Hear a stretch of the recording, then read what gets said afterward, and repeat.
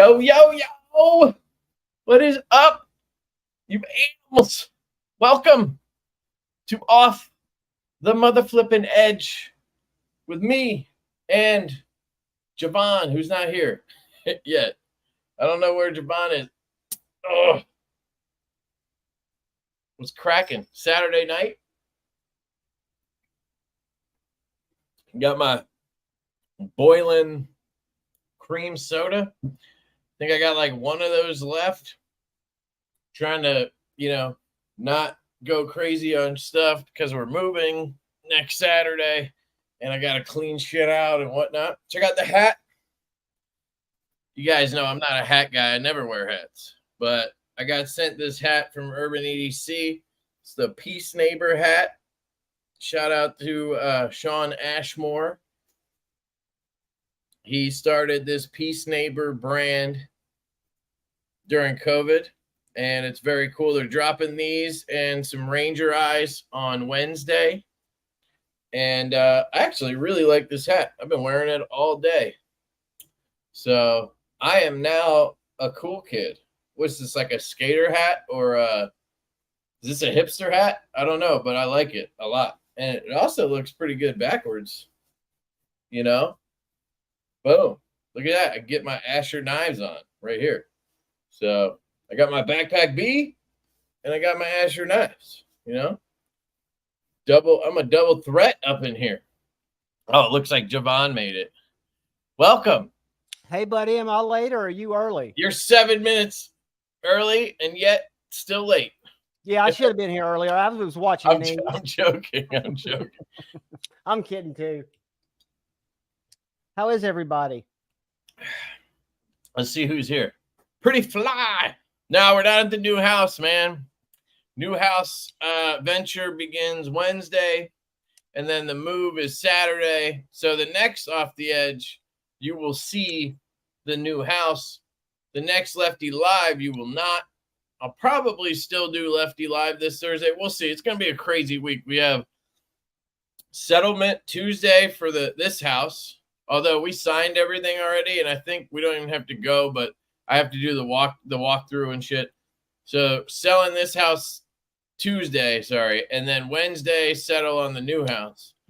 Then Thursday I have like Raymore and Flanagan delivering our whole bed set, and I have an AC guy coming out to just, I just want somebody to look at it and make sure everything's cool. And then Friday I have like some other shit, the pod and some other stuff. And then Saturday's like the movers, the Verizon guy, like everything Saturday.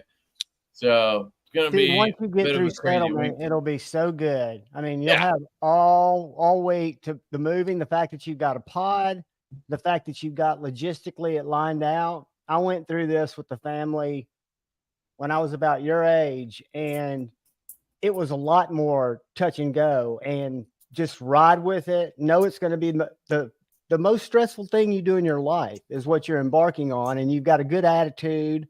Things are falling in place. Just blaze through it and know that it's. I don't think it's as stressful. I think it's kind of fun, but it is. It absolutely is. But once you get through that initial settlement, you'll have this. Even if you haven't felt it, you'll have this where the moving will be gravy. You won't even worry about the Verizon guy. You'll know you're going to be there for him, but everything will be behind you at that point. And it's going to be great. You got to deal with changing your address on everything, Sure. Those are first world problems. They need to have an app for that. You know what I'm saying? Or you could hire somebody to do it. They do, man. And I almost feel like I should say what I typed in Jared's chat that he didn't pay attention to, but I should just do it or get somebody to do it with me and capitalize off the awesome idea that I really came up with off his cool thing that he has. But I'm not even going to go there. I'm just going squirrel brain.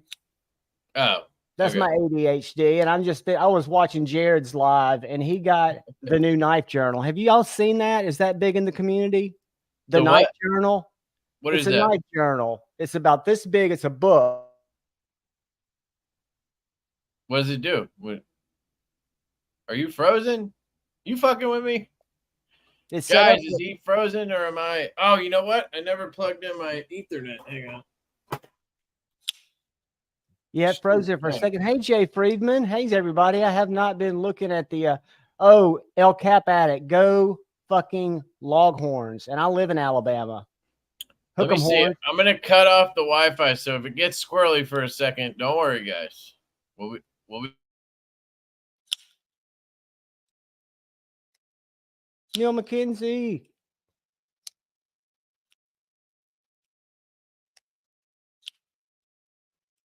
There we go. Bring it back, baby. Bring it back. Bring it back. Come on back. You guys here? Everybody here? We good? Were you here the whole? Was I the one that? You're poised even when you have the shit hit the fan. Tri-State would have been mom and dad in it and panicking. Well, you know, start a new stream. What up, Craig? Nuts for no, but what I was saying is there's this book that evidently someone in the community did. Keep in mind the key word here is a book, and it's got, I don't know, maybe 100 pages, and it's got to where on the left page you list your knife, the steel, the maker, and then on the right. Yeah, I've been wondering about like a wiki for knives. Fucking app, dog. Oh, it's an app. No, okay. It's not. What?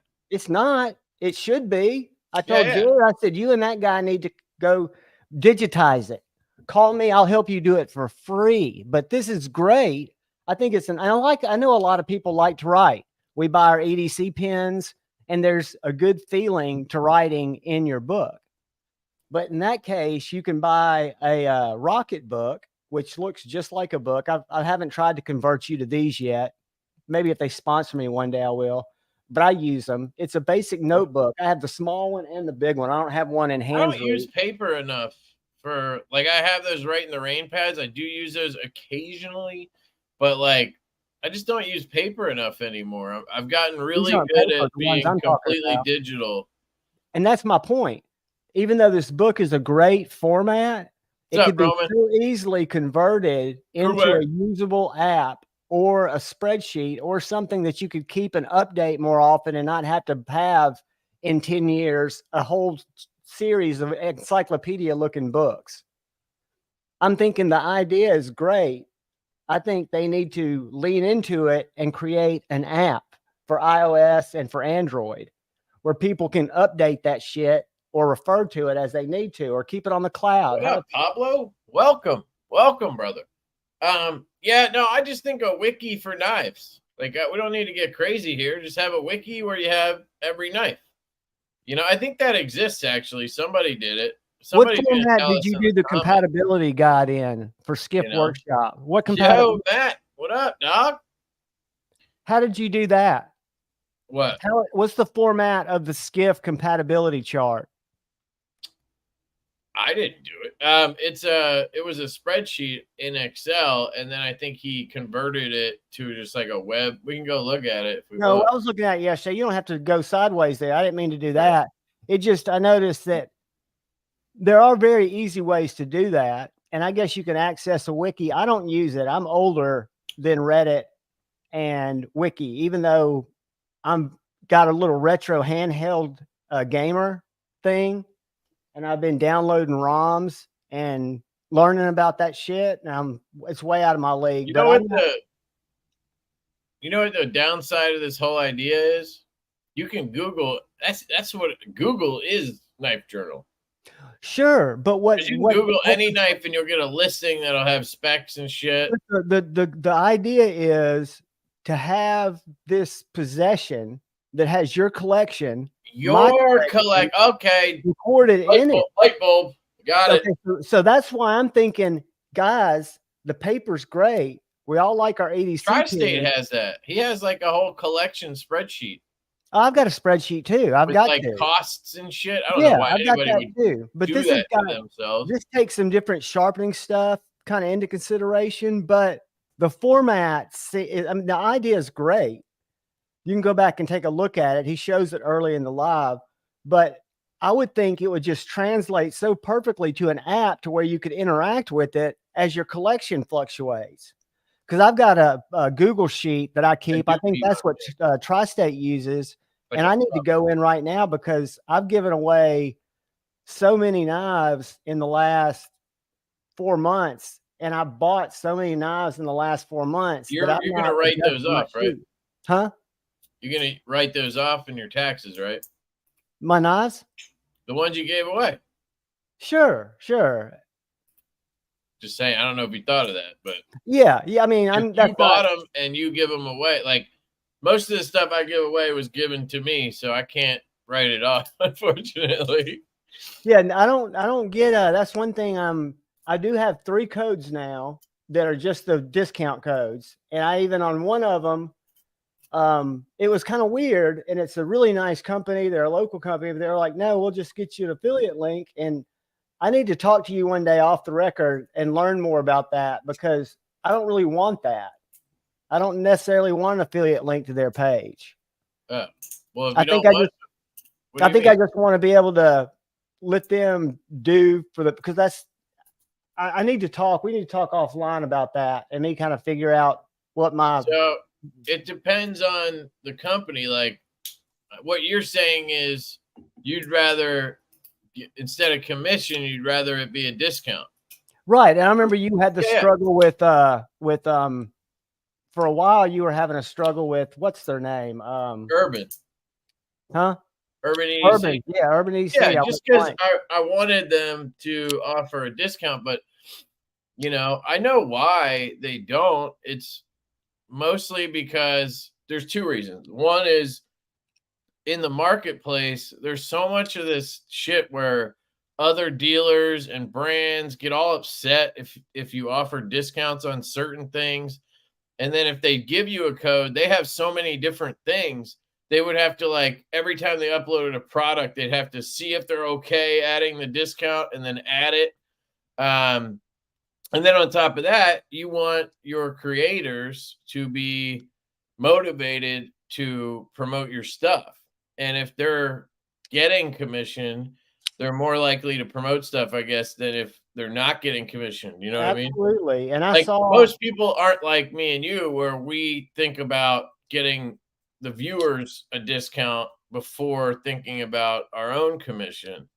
You know what I mean? Talk about some people, and I'm not talking about anybody that we know, but I can talk of outside of the community, just little handheld games that I've been watching lately. Going through it with the eyes that I've learned in the knife community, I can tell who sells Anbernic handhelds, who's getting them for free. Everybody discloses that they're getting them for free. What are you talking about? These little handheld retro games. I recently got one. That was my last outside the knife, $180 purchase. You're not talking knife related. Also, no, I'm talking about, I've been going to YouTube to learn how to do the firmware and how to find the games. And you see the same people with 1.8 million subscribers. It's electronics are a pretty big vertical. I guess that's a whole other animal right there. But you can tell that there's a lot of, especially for what I consider, because I'm also a digital guy, but the hack software. My point is, there are people, nobody that I know, but there are people that are strictly, what do you call it? Frost cutlery. I mean, influencers. Yeah. Kim Kardashian, when she wears a Slayer shirt, that all of a sudden brings the price of Slayer from $50 to $280 on eBay, is one example. That's an influential swing. Yeah. And she's not doing it because she loves Slayer, but that's a bad example anyway. I don't know. I think there's nothing wrong with it. I'm not saying for me it's a balance of things. Like I only promote stuff that I like. So that's it. That's why I go the route where I don't know if anybody would pay me anyway to promote stuff, but like I go the route where I'll ask for links and codes and shit, but like I'll never ask for money. Or, no. You know what I mean? So I can see the reason. I can be 100% honest about the product. And usually the way it works is like with Urban or Asher or KPL. Well, Asher, I don't get commission or anything. KPL, stuff like that. I tried their service or product or website first and loved it. And then I go to them and ask if they have affiliate links or discount codes because I'm going to be fucking showing it anyway. And that's what that's I the thing. It's usually a case like that where I'm already talking about whatever it is over and over. And I'm like, I sit there and I go, I got to a point where I was like, I could just ask them if I could get a link or something. Maybe I could make a few bucks off of what I'm already doing. You know, that's what I need to learn about from you, because I know from the digital marketing side that the code, because I work with Skiff, with TKL knives, and with White Mountain, right? So I know the code gets them a discount, and that's all it gets people. But if they're looking at their Google Analytics, can find out the value to them is, besides selling knives, is they can see what traffic's coming from my content. So they can see if they look at that, which they should. And I've told them about that. You know, I said, if you look at it, and it's odd, most people don't look at their Google Analytics. Do you guys look at your Google Analytics? I have no reason to at this point. Dude, I'll look at it for free. I mean, you want to know where your traffic's coming from. You want to look at it? Sure, dude. I'm just saying, I'll tell you offline. Did you get your growler? This is my V1, buddy. Some people got theirs today. Mine's in transit. It'll be here Monday. All right. Sweet. Anybody get theirs today? Smaller. Let me know what you think. I had a couple people say they got theirs. They were stoked on it. So. Dude, I have no question that it's going to be good. The fact that it's got contoured handles, that the hole's narrower, even though the hole, like you were saying, and I didn't want to type it in because it's too much to write. I've gotten to where I won't fail at once. I know exactly where to put my finger. It fires out. And on that one, it really depends on the detent. If you got one that was too light, which I don't doubt there's plenty out there. It out, but I mean, it's not. You would say it's too light. For me, it's that's funny when Justin over at White Mountain was QCing the new ones. He originally emailed me and he was like, "Hey man," he's like, I've been through like 60, or he went through like 100, and he's like, I got like 28 or 30 here that the detents are like I can shake them out. So he's like, that's not a good look. And I'm like, that's weird, because Kubi fucking every order we've had from Kubi, like literally the only issues we've had is like a couple off center, and then taking them out's not a flaw, by the way. That's not a bad thing. If it falls out without a detent ball, that's what he was doing was he was fucking like I don't know how he did it. Fall out. I don't know how he did it, because he literally sent me one of the ones that he shook out, and this thing is a fucking beast. Like it's got super, like it's stiff, I would say. But if you do the right snap of the wrist, like I can get this out. Because it's a detent ball, but there's nothing. What I'm saying is there's nothing dangerous. I mean, if you don't like that, that's one thing, but there's nothing that's not going to translate to a knife opening in your pocket. No, but there were a number, because I handled enough of them where you could easily do it. Like the detents were too light, but I don't know. Like he must have like gunslinger wrists, because he was just like, whoosh, and then I got it, and I'm like, damn, dude, that's one of the stronger detents I've felt. So we need to come up with a scale. This is my OG. The only reason I have it out, it's my Giant Mouse Ace Biblio. And I mean, like I bought it over 2 years ago, but it has got what I would consider a 10. If you talk about walk and talk, I've had people compare these actually. I mean, the carbon fiber looks very similar. Yeah. I've never done that, but I've had people back when we had the looks like this folks all over us. But for me, the only reason I have this out is it is a 10. If I was going to say with the slip joint 10 being, dude, I've felt some biblios, man. They're fucking yeah. So if you think of a slip joint as a 10 going, well, you can barely get it, and a 5, I would say mine might be, and I would consider this to be heavy. I like a 6, 7 maybe. I mean, this works fine. I mean, once you actually get it to break, it's hard to put a number on a detent versus like a spring, because there's a lot of factors to it, Oh, absolutely. Depending on how you're deploying it. Are you front flipping it? Are you using the flipper? I've learned that the majority of people don't middle finger flick. You know, it's or the interesting. majority of A the lot of haters, people slow roll. yeah, a lot of people are just awesome haters. I love the hate comments. I mean, they feed me. I never respond. I'm bad about comments, but I do read them. What up, dude? How you doing, man? I talked about you today. I filmed a Fidget video. Shout out to I'm Happy really Happy. stoked about the potential. I know I won't be disappointed unless I have a struggle bus video putting in my hardware, but I might not. Floyd?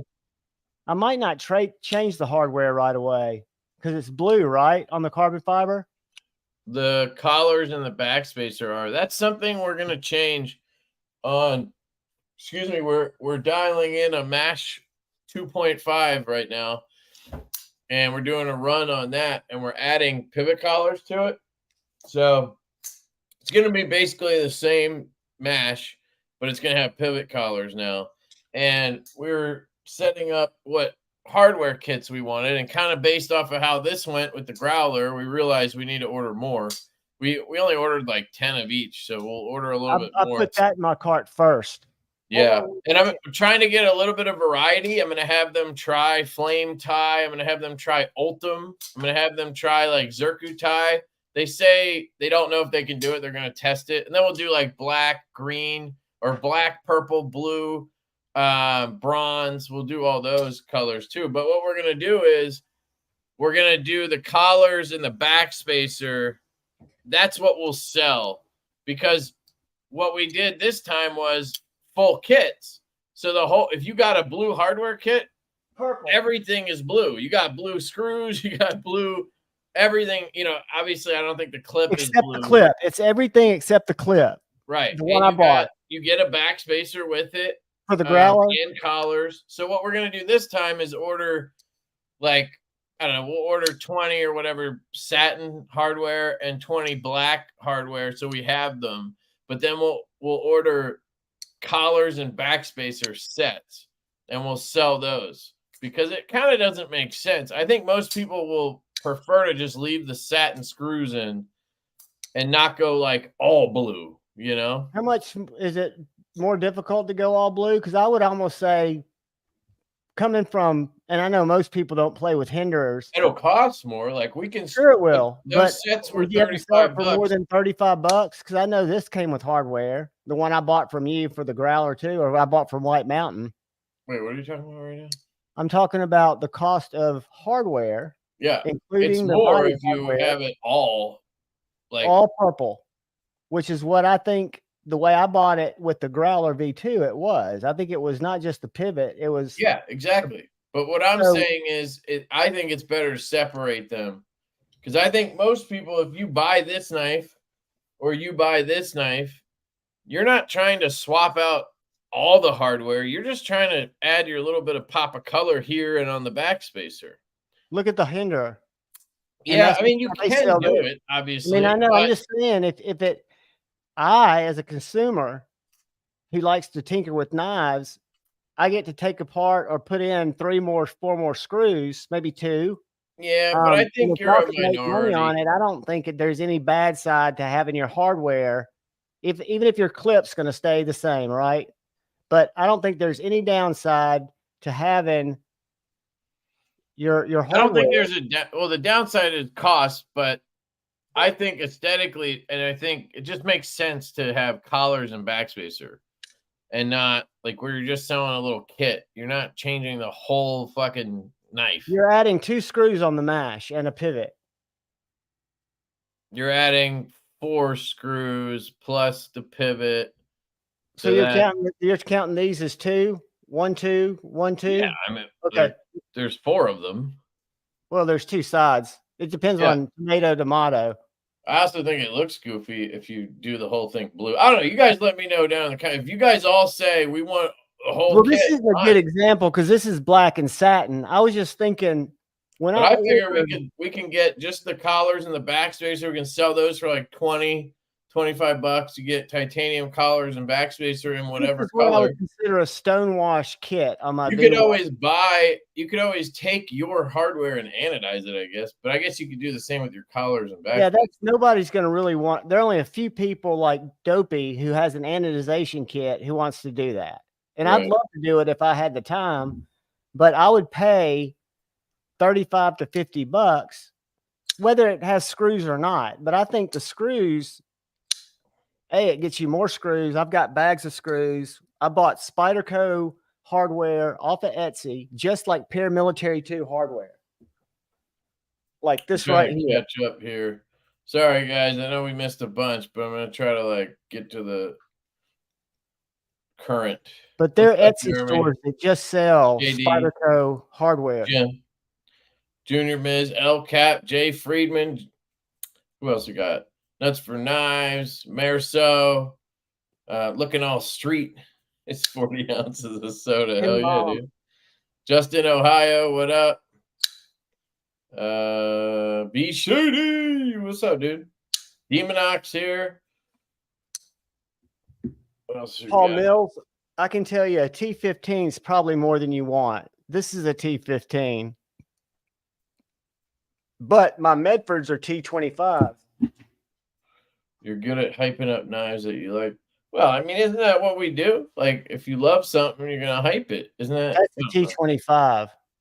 I would think a T10's more than ample for a pivot. I think the T15. Exactly, bro. That's exactly how I feel right there. I think the T15's overkill. T15 is good. T8's fine. I mean. Yeah, T8 I think is great for body. Thanks, Joe. Appreciate you, dude. On the Medford, it's a T30 or T40? T25 for the pivot. That's my boy, Joe Blair. What up, dude? I don't have a full-size Medford. I've got both the Slim and the Slim Midi. So I don't know if the Marauder H goes up in hardware. Monday. Yeah, some people splurged on overnight. Yo, what up, Troy? It's cracking, dude. I did priority just because I do it. He's like, where's Troy? Troy's been here every live stream. So I think the Grow, my counterfeit, is T8s on the body. And dude, that body screw was loose. Damn, dude. That's about to fall out loose. I need to take this knife apart. I've been threatening to do it. Dude, I'm excited about the side buster. I showed you that last week, didn't I? Have I shown you this yet? Yeah, the one that I told you to throw away. Dude, I'm not throwing it away. This is a fantastic knife. I hate clones, man. It is a clone. It's not a counterfeit, but Bezos is allowing it to happen. So as a consumer, if you go and research what all the people on Amazon comments say, which I did, I read a lot of knife reviewers before I ever bought this because I ended up going back to buy this, which is just as good of a knife. I hate the look of it. That's a Hinderer knockoff, right? No, it might be a Satu knockoff. It also looks like that. You know what it looks like? What's it? Wind River? No, the one from Demco, the Beyond EDC one. Maybe I don't see it, but I saw this one. This is without a doubt a total ripoff. Eugene, I'm excited. I got one on the way. I'm excited to check it out. Somebody like me who I don't know anything about knives, but I've got a channel. I went to YouTube because I wanted to get one of these knives because Peter, Therapeutic Edge, did a short on one of the big ones. And for $75, this one's allegedly, I say allegedly, 14C. But this one's on bearings, the other one's on washers. It looks just like that knife, dude. It's called the something River. Yeah, I mean, I'm not saying it, but River Wolf. I don't think Amazon Prime, Jeff Bezos' company, if you were an American company who felt like your designs were being stolen, I could see how they'd be sold on eBay or AliExpress, but I don't think they should be. I think it would just be a phone call or a letter to get it stopped. But why does that matter? I went to Amazon comments because, again, I wrestle with it. I don't know if you saw my video. By the way, this is my #1 video that I've ever put out, that I was struggling with this. It's got already well over 1,000 views. I put it out. It shouldn't matter what Bezos thinks. No, it's not Bezos. Knockoff, so it's wrong. But I'm saying they should stop it. If it was my company, you should stop it. You're perpetuating it by buying it. I bought it because I was going to spend $70 on a knife. I went back and spent $70 on a knife to prove I had a hard time once it came in. But the point of the matter is, put that money towards something else. If it was my company, if it was Devo Knives, you would reach out and try to get it stopped from being sold. How do I know? Maybe they don't know about it. How do I know as a consumer? Let me tell you. How do I know as a consumer? Because I did the research that this knife, Strider didn't say, you go ahead, it's not worth fighting over. You're a totally different market. You're not selling to our people. We don't care. Because if you Google Strider knives, they disbanded in 2017. That's when they did away with their LLC. Now they're still making knives, but if you read all none of that matters to me, though. That's their design. This is a reinterpretation of a knife that is no longer available. You're just doing a lot of justifying. It's all. No, I'm not. I'm just saying, if anybody likes this knife, it's made me. I would buy it. I'd buy it again. I wouldn't even show it. I'd never go out and carry it saying it was a Strider. I don't think anybody would. But the perfect example is, I think the next wasp you see, you should just throw that at it and then leave it wherever it ends up. And see, I don't mind taking it out and beating the ever living shit out of it. But my point is, all right, we can agree to disagree on this. Absolutely. But my point is, Scotch and Things is looking to buy knives for his workers. He has like 8 guys that help him build, and he's a Strider nut. Help him build. He's not buying 8 of those. No, he's not. And I totally never do that because he's supporting Kershaw. There you go. He buys on Kershaw's, which it makes sense. That sounds good. If I was in the woods surviving and my life depended on this or a blur, I'm taking this all day long. Now, if I would die in the woods on my clone cross. On your Kershaw, you would die on your clone cross. I would die in the woods on my fucking hill. That I will not support clones and counterfeits. So I would just be dead, I guess. I'm not supporting clones at all. You're missing the entire point. If you watch my video, you're talking about it. I'm not. I've got it. It doesn't have a case. It doesn't even have a place that it sits. It's going to eventually be a giveaway knife. I went back and bought this. Every live stream I've seen in the last 3 weeks. That's advertising it. I mean, I ought to send it to you. I have nothing to. You send it to me. I will dispose of it for you. No problem. I'm telling you, if I didn't think that you would, if I didn't think that you would, and I agree with you guys, fuck clones. But I'm saying, as a knife connoisseur, I don't know what's going on between Strider and Ethan Grow. Nothing is going on. I'm going to Amazon. Strider just doesn't give a fuck. They don't even know what's happening, or they don't care. It's a different market. So why, if I'm one, and I'm not, I bought these simply to review, and my review is very straightforward. That I don't fucking approve of it. I feel dirty when I touch it. I went back and bought another knife because I should have gotten a different one anyway to see if it's actually a good knife. Which, newsflash? No, I guess my take on it is, you don't buy them.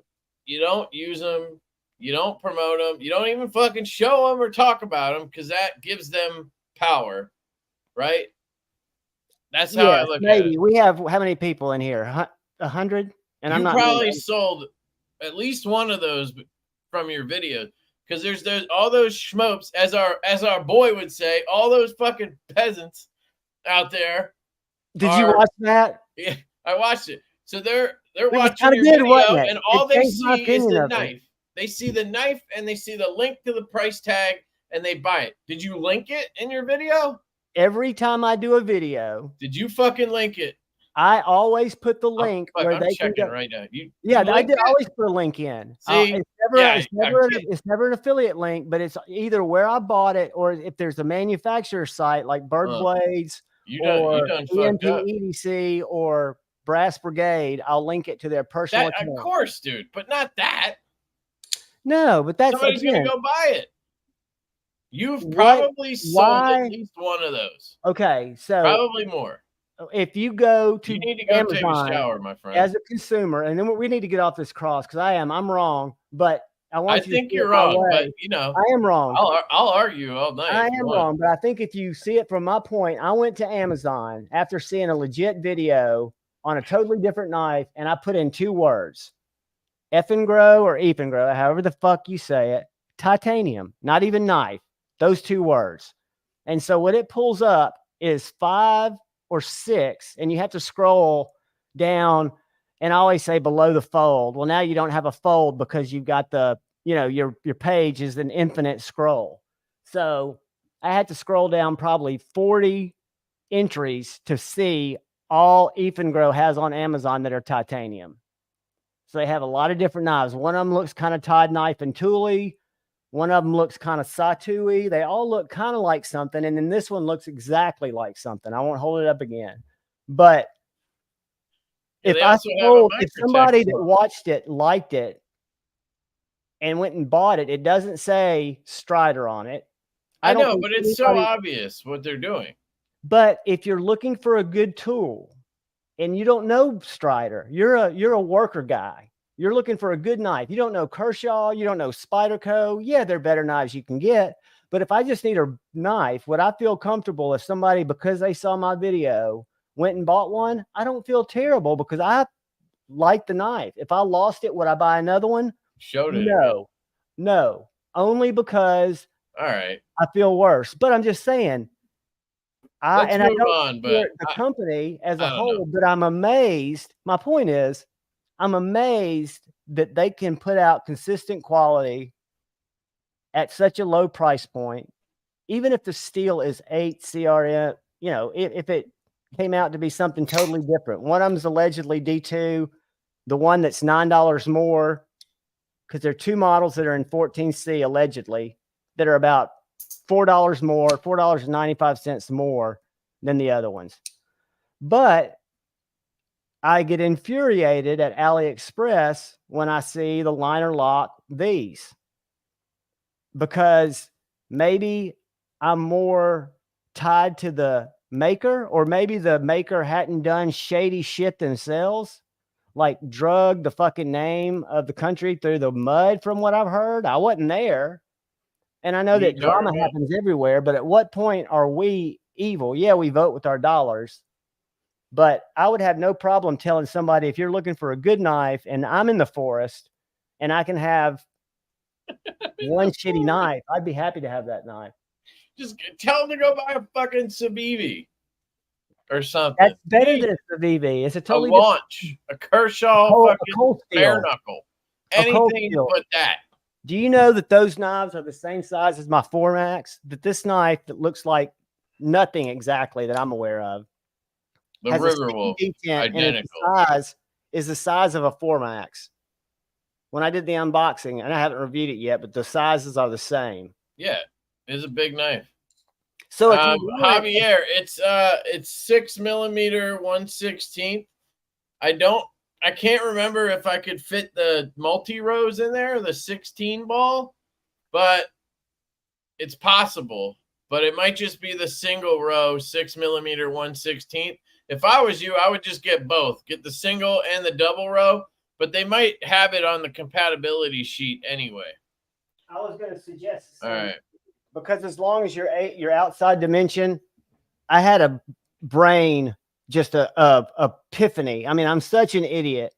When I figured out how this thing worked, I had to reach out to Steve and say, dude, you're a genius. And he was like, you didn't know that? And I was like, not until I started, and he was like, I was like, yeah, I'm an idiot. I get it. Wait, you bought it, but didn't know what it was? I knew what it was, but I didn't know how to translate it by watching videos, even your video. I didn't know how to translate it into, because my brain doesn't work that way, to how it would make me figure it out. Well, when I'd got my Hinderer tri-way bearings and took it out, I learned which one I slid through, learned it was a 1/16 because it's way too rattly in a 2mm, and it wouldn't go in a 364. So I knew that it was that measurement, 1/16. And then I just simply put the bearing. I didn't even have to get the pivot, which I could have run the pivot through these holes, but I just held that up to the existing bearing that I was replacing and found out it was a quarter, or 1/16 by a quarter, and they had double rows. Yeah. And I could have told you that. You could have just asked. Well, I mean, it's good every to know, Hinderer I've seen is a this is an 1/4 inch ingenious 1/16. tool. Yeah, It's very much they needed that. The only thing it doesn't have is the overall diameter.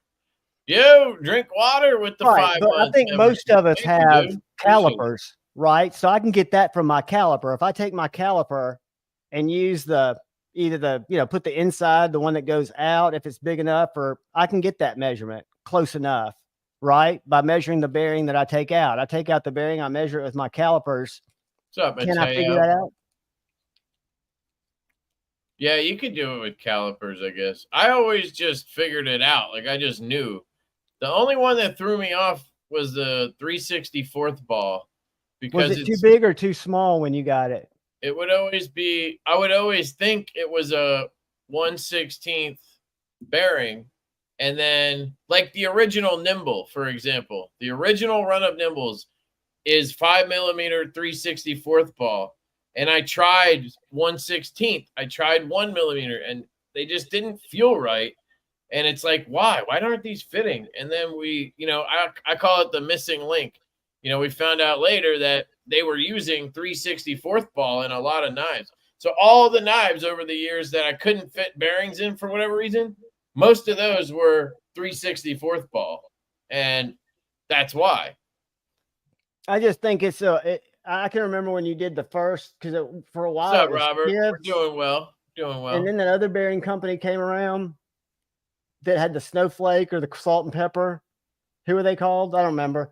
But I always thought, did it make any difference? And the first knife, Josh, appreciate you, man, that I put Skiffs in, believe it or not, and I've got a video that's been getting pushed back every day on this Wee Fornix, but this was the first knife I ever put Skiffs in. I'm surprised this knife didn't sell more. I know a lot of you probably hate it. I checked it out. I think Brent sent me his. I don't know. It's just like plain. That stupid poon at the end. It's just a little blah. I can't remember. I think also the detent felt really light. The detent's just simple. It's kind of like, do you like Justin Lundquist's Kaiser Veritas or Veritas? Yeah, the Veritas is cool. That's another 3/64th ball knife. Here's the Barber button line. This thing is sick. My point was, before I went all squirrel brain, that is awesome. I watched your video today. Keep it away from me. I'm trying to make Lord Needham's.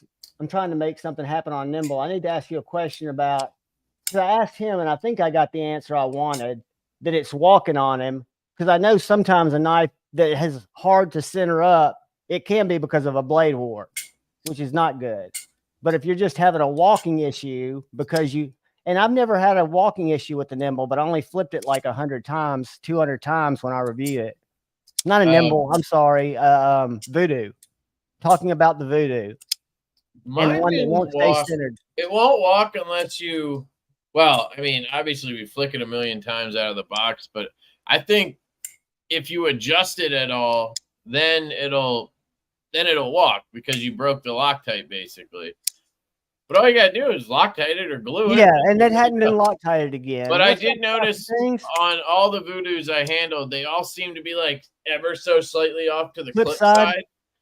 But I also think that's like a visual, like, what do you call it? Like an illusion almost. I had the same thing going on with my gunslinger jack. I felt like it was off, and then like depending on the lighting, or like it would be fine. And then I put I took it apart, and I don't know if it was when I put Skiffs in or I did something, and then all of a sudden now it's just dead nuts all the time. But the Voodoos I had were, I mean, it was so close that like I don't think it really matters. And like, see, that's what I'm thinking. We need to chill sometimes with that shit. And that's something that I'm glad. Well, I don't think it's something that you hope to have. You're just very particular, which makes you a great knife designer, but you're very particular about what you spend money on. So you're going to want it perfect. Where me, I have a totally different set of standards, right? I really do. There's nothing wrong with the way I perceive value and the way it has to be for you to perceive value. So for me, like, this is off center and I don't give a shit as long as it's not rubbing. You can tell that's off to the show side. It's hard for me to see. What is that? It's that way, Fornex. But that could come down to just like, is there any play? Is it like, no? You can adjust. I haven't even. It's not even something that I would look at unless there was play. When there's play, or if I notice a knife needs to be adjusted, I will. But I don't. When I start flicking my knives, just as a practice, I don't always look at them to make sure they're centered. And there's nothing wrong with being the guy that does, because you want to make sure that your knives stay maintained. And I guess that's one way to check. I tell you what, my EMPs are all centered. But I think that's John. My relative was off to the clip, but that's a Bestech thing. Yeah. So like my buzz just ever so slightly off to that clip side. Well, in this case, it's the show side because I swapped it. But like, that's just, it's Bestech just seems to do that. I don't know why, but almost every knife I've had from them in the recent past, here's my prototype of the stout, just a touch to the clip side. Like, you can't even really tell. That looks dead nuts to me. I mean, I would that's bet how they are. I mean, my Raytheon was that way. My Golden Design Standard. So when you look at the knife that you just showed me, do you see a flaw in its centering? What? When the knife you just showed me, when you look at it by yourself, do you see a flaw in the fact that it's not centered? Yeah. Your pause is answering it. You do. Yeah. So see, I don't. To me, that's well within tolerance. Like if I was a maker, and I probably wouldn't say fuck you, because I'd probably get raked over the coals if I was a maker. But it's probably an illusion, dude. It's probably because there's more meat over here with the clip, so it kind of like throws off your eyes. I don't know. But if it's off a little bit, I've got knives that are off a little bit, and they don't bother me. It does not bother me if a knife is slightly off. I can try to adjust it, but I won't spend more than 3 or 4 minutes, and I won't feel any less happy about the knife if it's not perfectly centered. It's just some way that I'm wired. And I do appreciate when makers put in the little V's in the knives, so you can't help but tell if they're centered.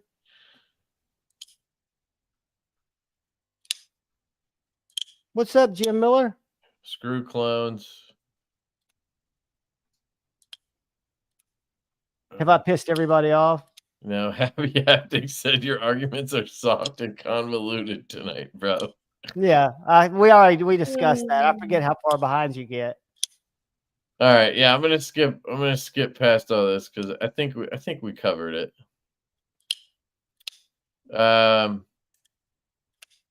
Yeah, sharing's caring, guys. Just remember that at the end of the day. Sharing is caring, and what I do is share my opinions freely. Yeah, but with certain things, you gotta, I don't know. I'll take the heat, and one day I'll learn. But to me, I see it a little differently. I'm not rushing out to get another one. I'm not going to buy them and sell them on eBay. I'm over it because I got it. Like I said, it was 2 o'clock in the morning. I put those 2 words in Amazon. Thank you, Neil. Member for 2 months. Hell yeah. I'm sure you're like this. I'm sure you'll buy certain things just because you can get them tomorrow. The only time I think a clone is okay is when, like, Jake back in the day, Bearded Gear, when he bought a Strider clone so that he could pretend that he was twirling it and accidentally dropped it off a cliff. But didn't he use it first? It was hilarious. Didn't he do something with it before? No, he bought it like years before as like a joke, because I forget why, but it was like a joke that he bought. I remember the video. I remember him on your show, y'all talking about it. But that's like the only time I can think of a scenario where it was okay. Because, like, obviously he didn't want to throw a $500 knife off a cliff. Well, and I'm obviously, it was funny. And that's where it belonged. You know what I mean? Down a ravine. I see it differently. I think that there is, and what we talked about last night, and what a lot of people don't realize is, what's the comedy in a Hinderer Hinderer that is wrong, and we make the decision. But the Asian culture does not look at intellectual property the same way. The way that they used to look at it before we had all these trade agreements was that, oh, you make good product, we flatter you and we are going to make it too. They didn't look at it as it was a bad thing. I mean, that's fucking bullshit. They dude, just wanted to make money. Think about it. You're raised in a totally different stratosphere. You can't even imagine it because you don't have to worry about bills and things like that. It's a different structure. So they don't have to worry about bills. Well, I mean, yeah, but you work to not have to worry about bills. I'm rich. I'm just saying they don't, because it's all subsidized. All of a sudden, I don't have to worry about bills. Oh, you're saying they don't have to? Yeah, the Asian, and I'm saying your belief system, I mean, and everything is wired together based on your culture.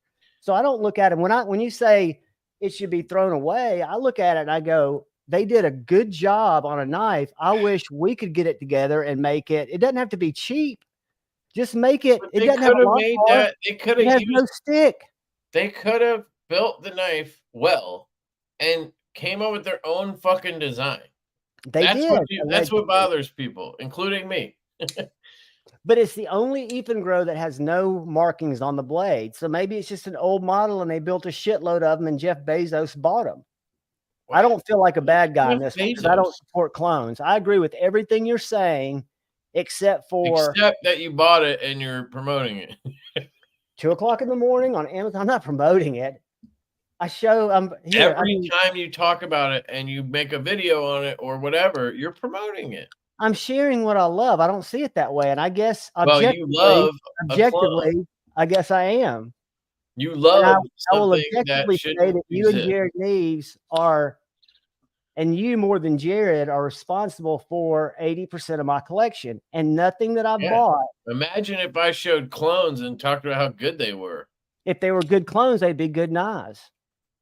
But I wouldn't watch your channel. I mean, it's different when you're promoting clones and you're talking about a unique situation you have as a knife collector. You find this thing at 2 o'clock on Amazon. You've heard about it. You figure, what the hell? I think that's the problem here, John. I think we need to get you off of Amazon at 2 o'clock in the morning looking at knives. Then again, I'm on Amazon lately. I've been on Amazon at night late. I don't sleep, man. I'm a tool guy now. You know, just saying, I got tools. Oh, I know you would, Scotch, and I know the real ones are different, and I have nothing. And I do want to talk to you though, buddy, about the because Dark Gravity tried to explain it to me last night. I'm playing devil's advocate, and I don't think necessarily the Chinese manufacturers are out to do it because they're bad people.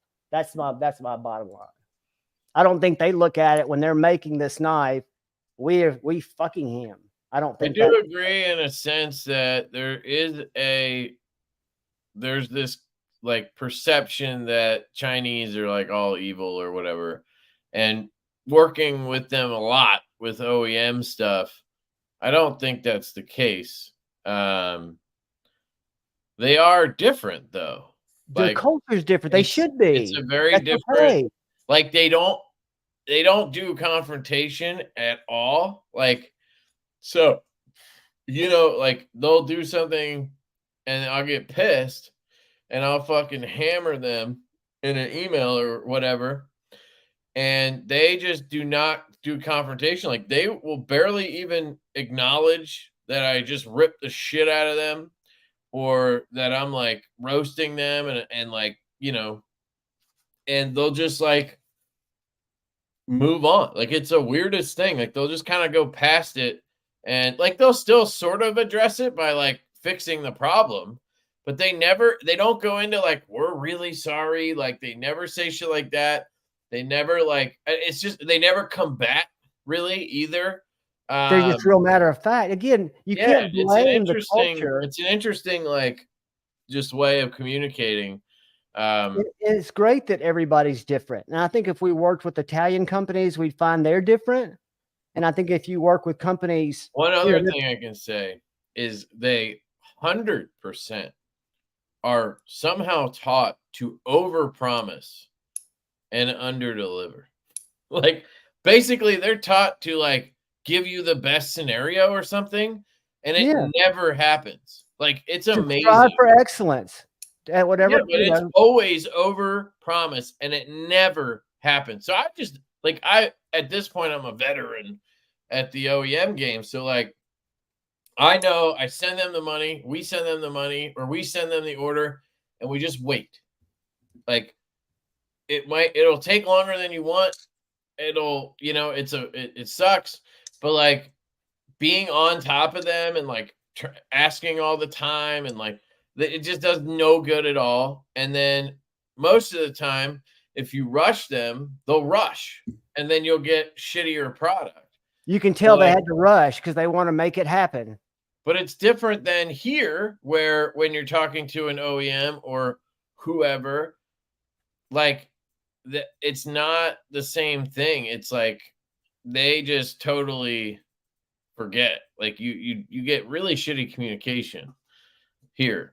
Well, what I wondered when you said that they don't respond back or have a temper, I wonder what software everybody uses. And as weird as everything is, and I won't talk politics, but you wonder if the emotion's not taken out of whatever translation software they're eligible. I think a lot of that is. And then I think another factor is I'm pretty sure that there's multiple people monitoring these emails and responding. So like, even though the email is like from Steve, it's like Yang at whatever knives, you think you're talking to the same person every time, but it seems obvious sometimes that like it's a completely different person that's responding to you like the next day after the last response. It just like they don't have the recollection, the human touch. So I think, it doesn't have that it doesn't have that human touch to it really. But in some ways it's good because you just shit gets done and you just they love their kids, they love their families. I think they're good people. I think they work hard for whatever that looks like. I don't know because I've never lived there. So for me to cast judgment on them, it's it's kind of wrong, I think. And that's sorry, dude. Hope you feel better, man. Not the politically correct answer, but it's the way I feel about it. I feel the same about people in both Russia and in the Ukraine. I mean, they're all just people. They like to make knives in both places. Somebody's flipping a knife probably in both places. We all know that's wrong because Bestech doesn't actually make their own knives. No, and I heard something. What did I hear? And I shouldn't even say it because I don't know. I've got to think of the source. I'm not even going to go there. Starting to lose hope in knives. Not sure if I want to do it. Whoa, man. What's going on? What do you mean losing hope in knives? What does that mean exactly? What does that mean exactly, dude? We gotta help them. We gotta help them. Great. Whether you get a utility blade, whether you get, knives. I just want to see what's going on with him. This is not a debate. We both agree that I'm right. He's just he's just stuck on this fucking knife because he likes it so much. Debate, not hate. It's no big deal. That is all that is happening here, folks. We are on the same page. John just really fucking likes that Grill. And it makes his brain want to justify it. I totally get it. I do the same shit.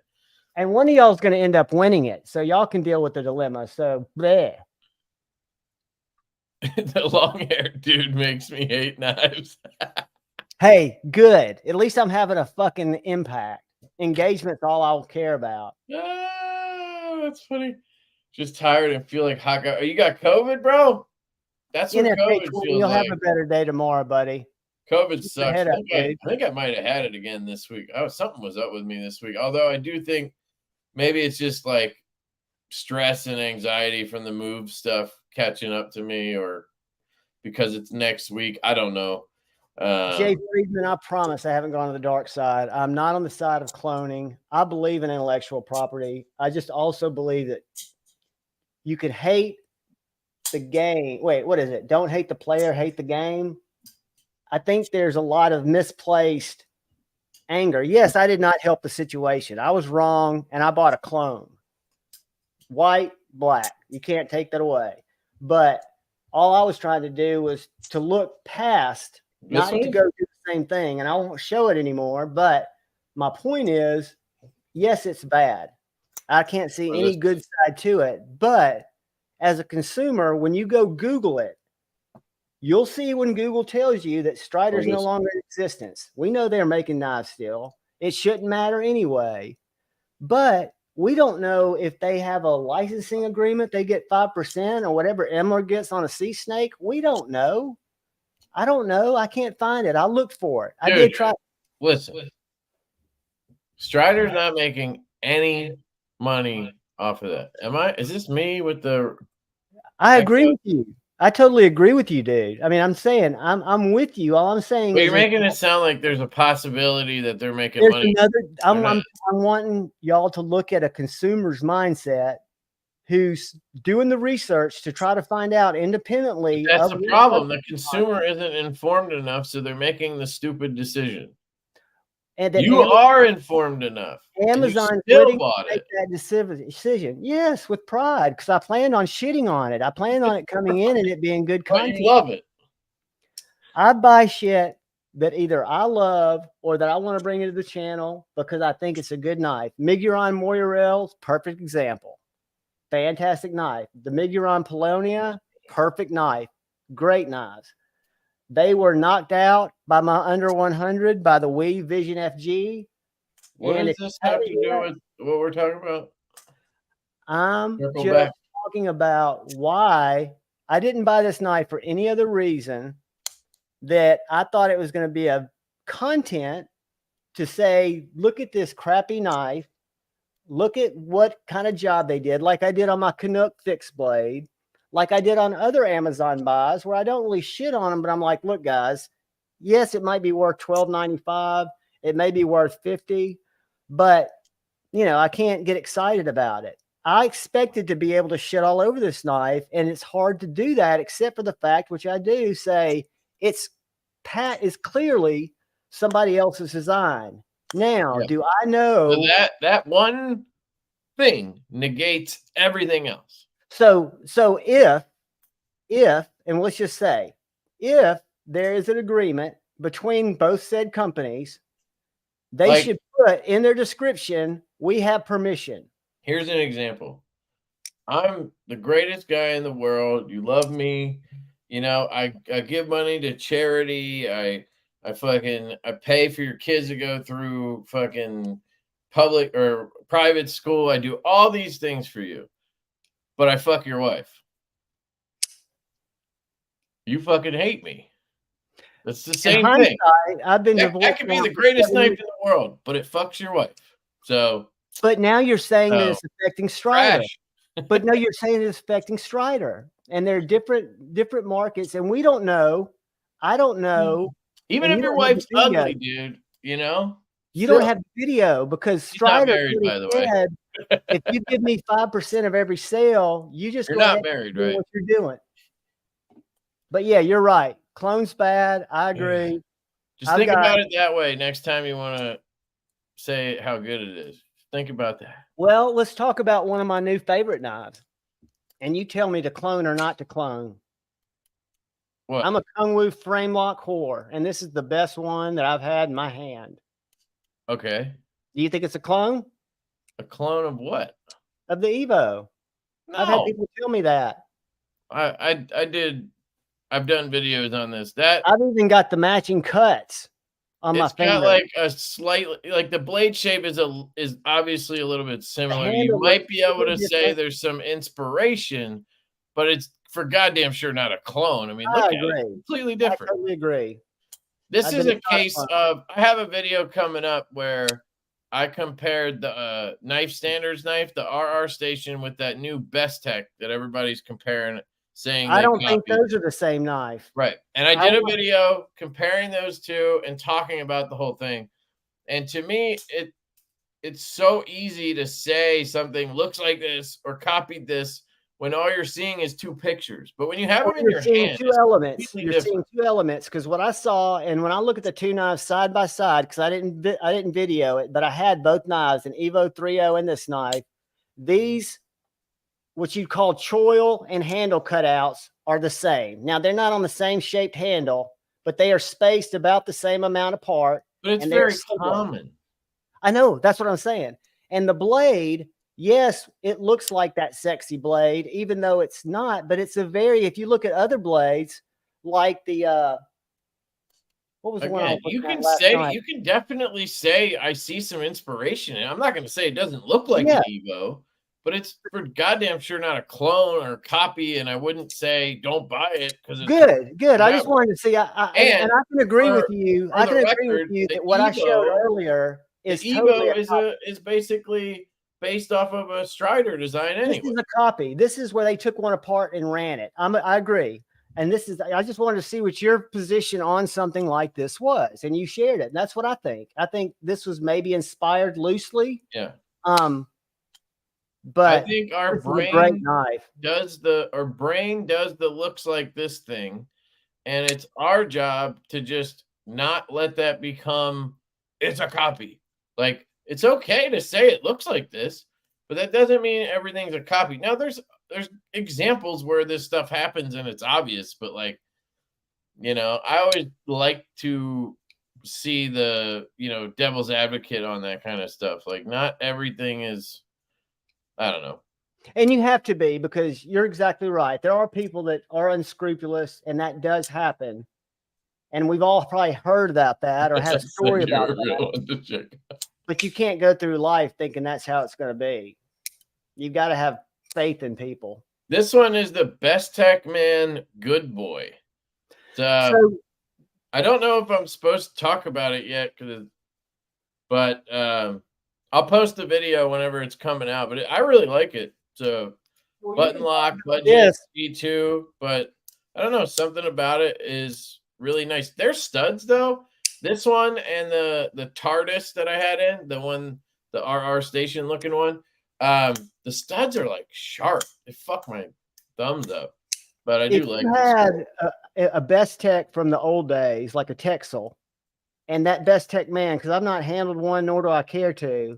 Do you see a difference, or does it seem like what Bestech was with the Texel, with the I'm trying to think of some of the other lower end knives. I gave them away so long ago. But those are some of the first knives that I collected were Bestechs. When I started, I've given them all away, but like the Texel was one of my favorites. Those, like, they never did it for me. The aesthetics on those were, but the quality, I'm wondering quality wise compared to Bestech Man. And I'm trying to wrap my head around, if Bestech's not a company, why would they start Bestech Man? Is there a different group of people? No, so Bestech Man is like it's like their Sencut. Everybody's doing it now. That's the Kaiser has Laconic series. So they're just calling it Bestech Man, and it's basically a separate entity. It's just like Civivi and Sencut. They just added a man to it, I guess. I don't know. But they have a facility. What? They have a facility, Sencut, and Bestech's having these made by somebody. Right. So I'm trying to think, what would the logic be? I know how the market reacts. They wanted to put it on Amazon, and they wanted a brand name for Amazon, I guess. And that's I guess Amazon's big enough. Could be many reasons. Could be they have trouble. They can't get on Amazon for some reason, or with just Bestech, or they thought it would sell better with some kind of catchy, stupid name like that. I don't know. But do you see any quality difference between what I used to pay, I think in the day, $60 for from Bestech? A Bestech Man, would you say it's similar, or do you see like thinner liners? Do you see? Yeah, it's that they definitely feel thinner. Like they feel a little nicer to me.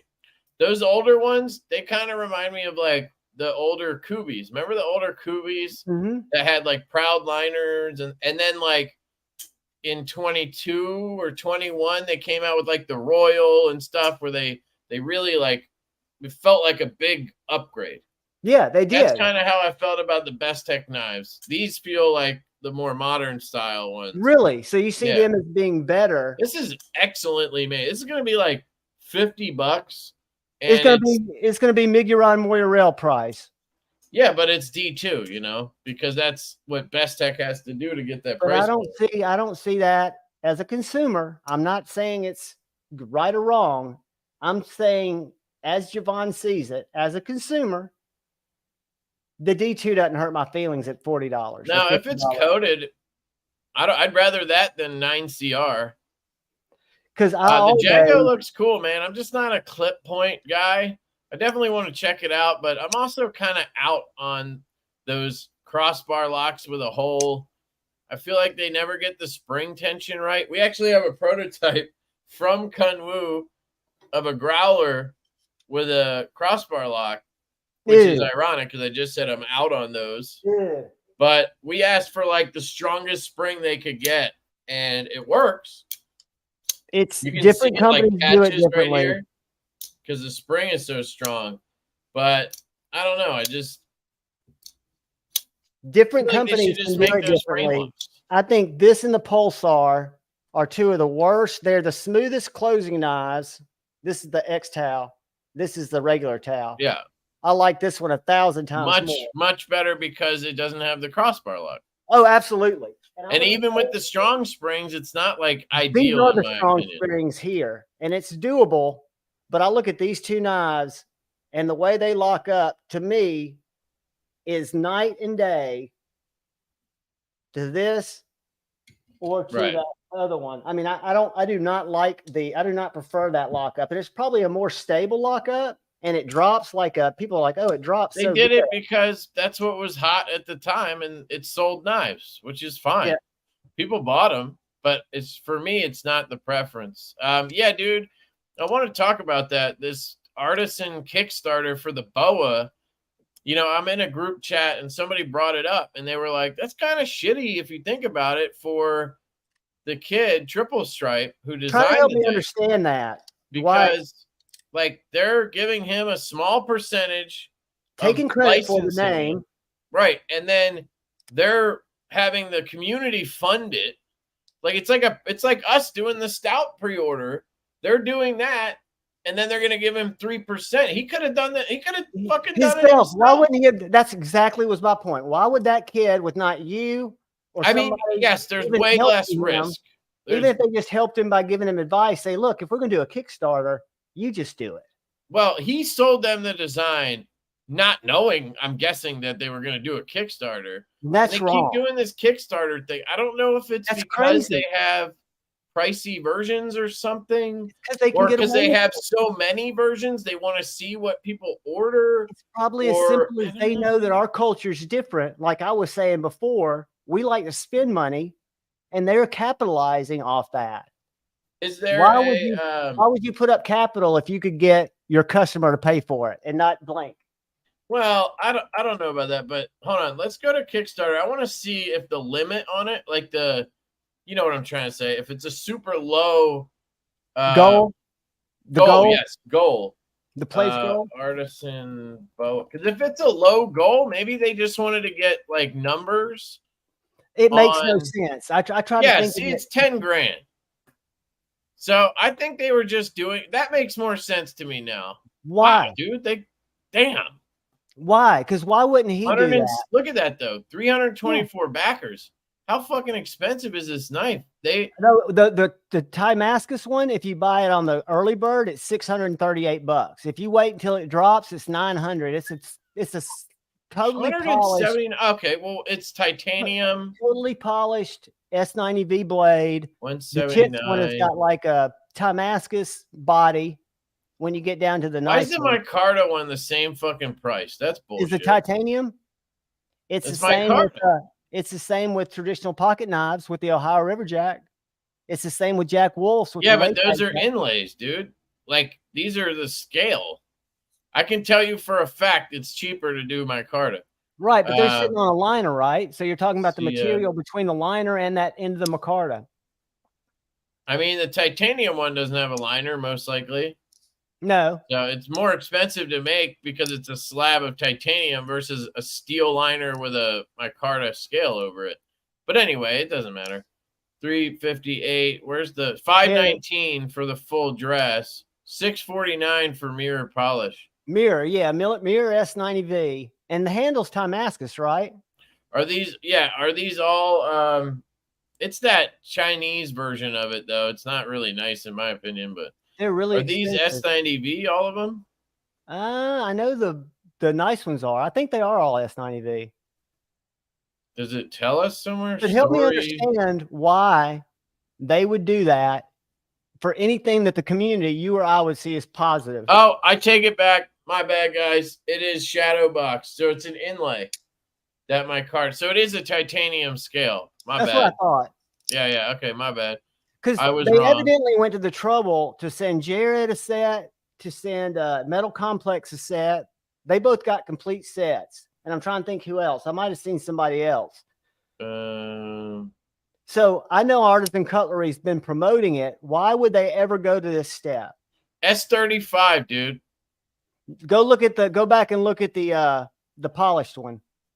S35. The one you just passed. You're passing them. S35. Right yeah, there. These are S9. Well, that's why part of why they're so much more expensive.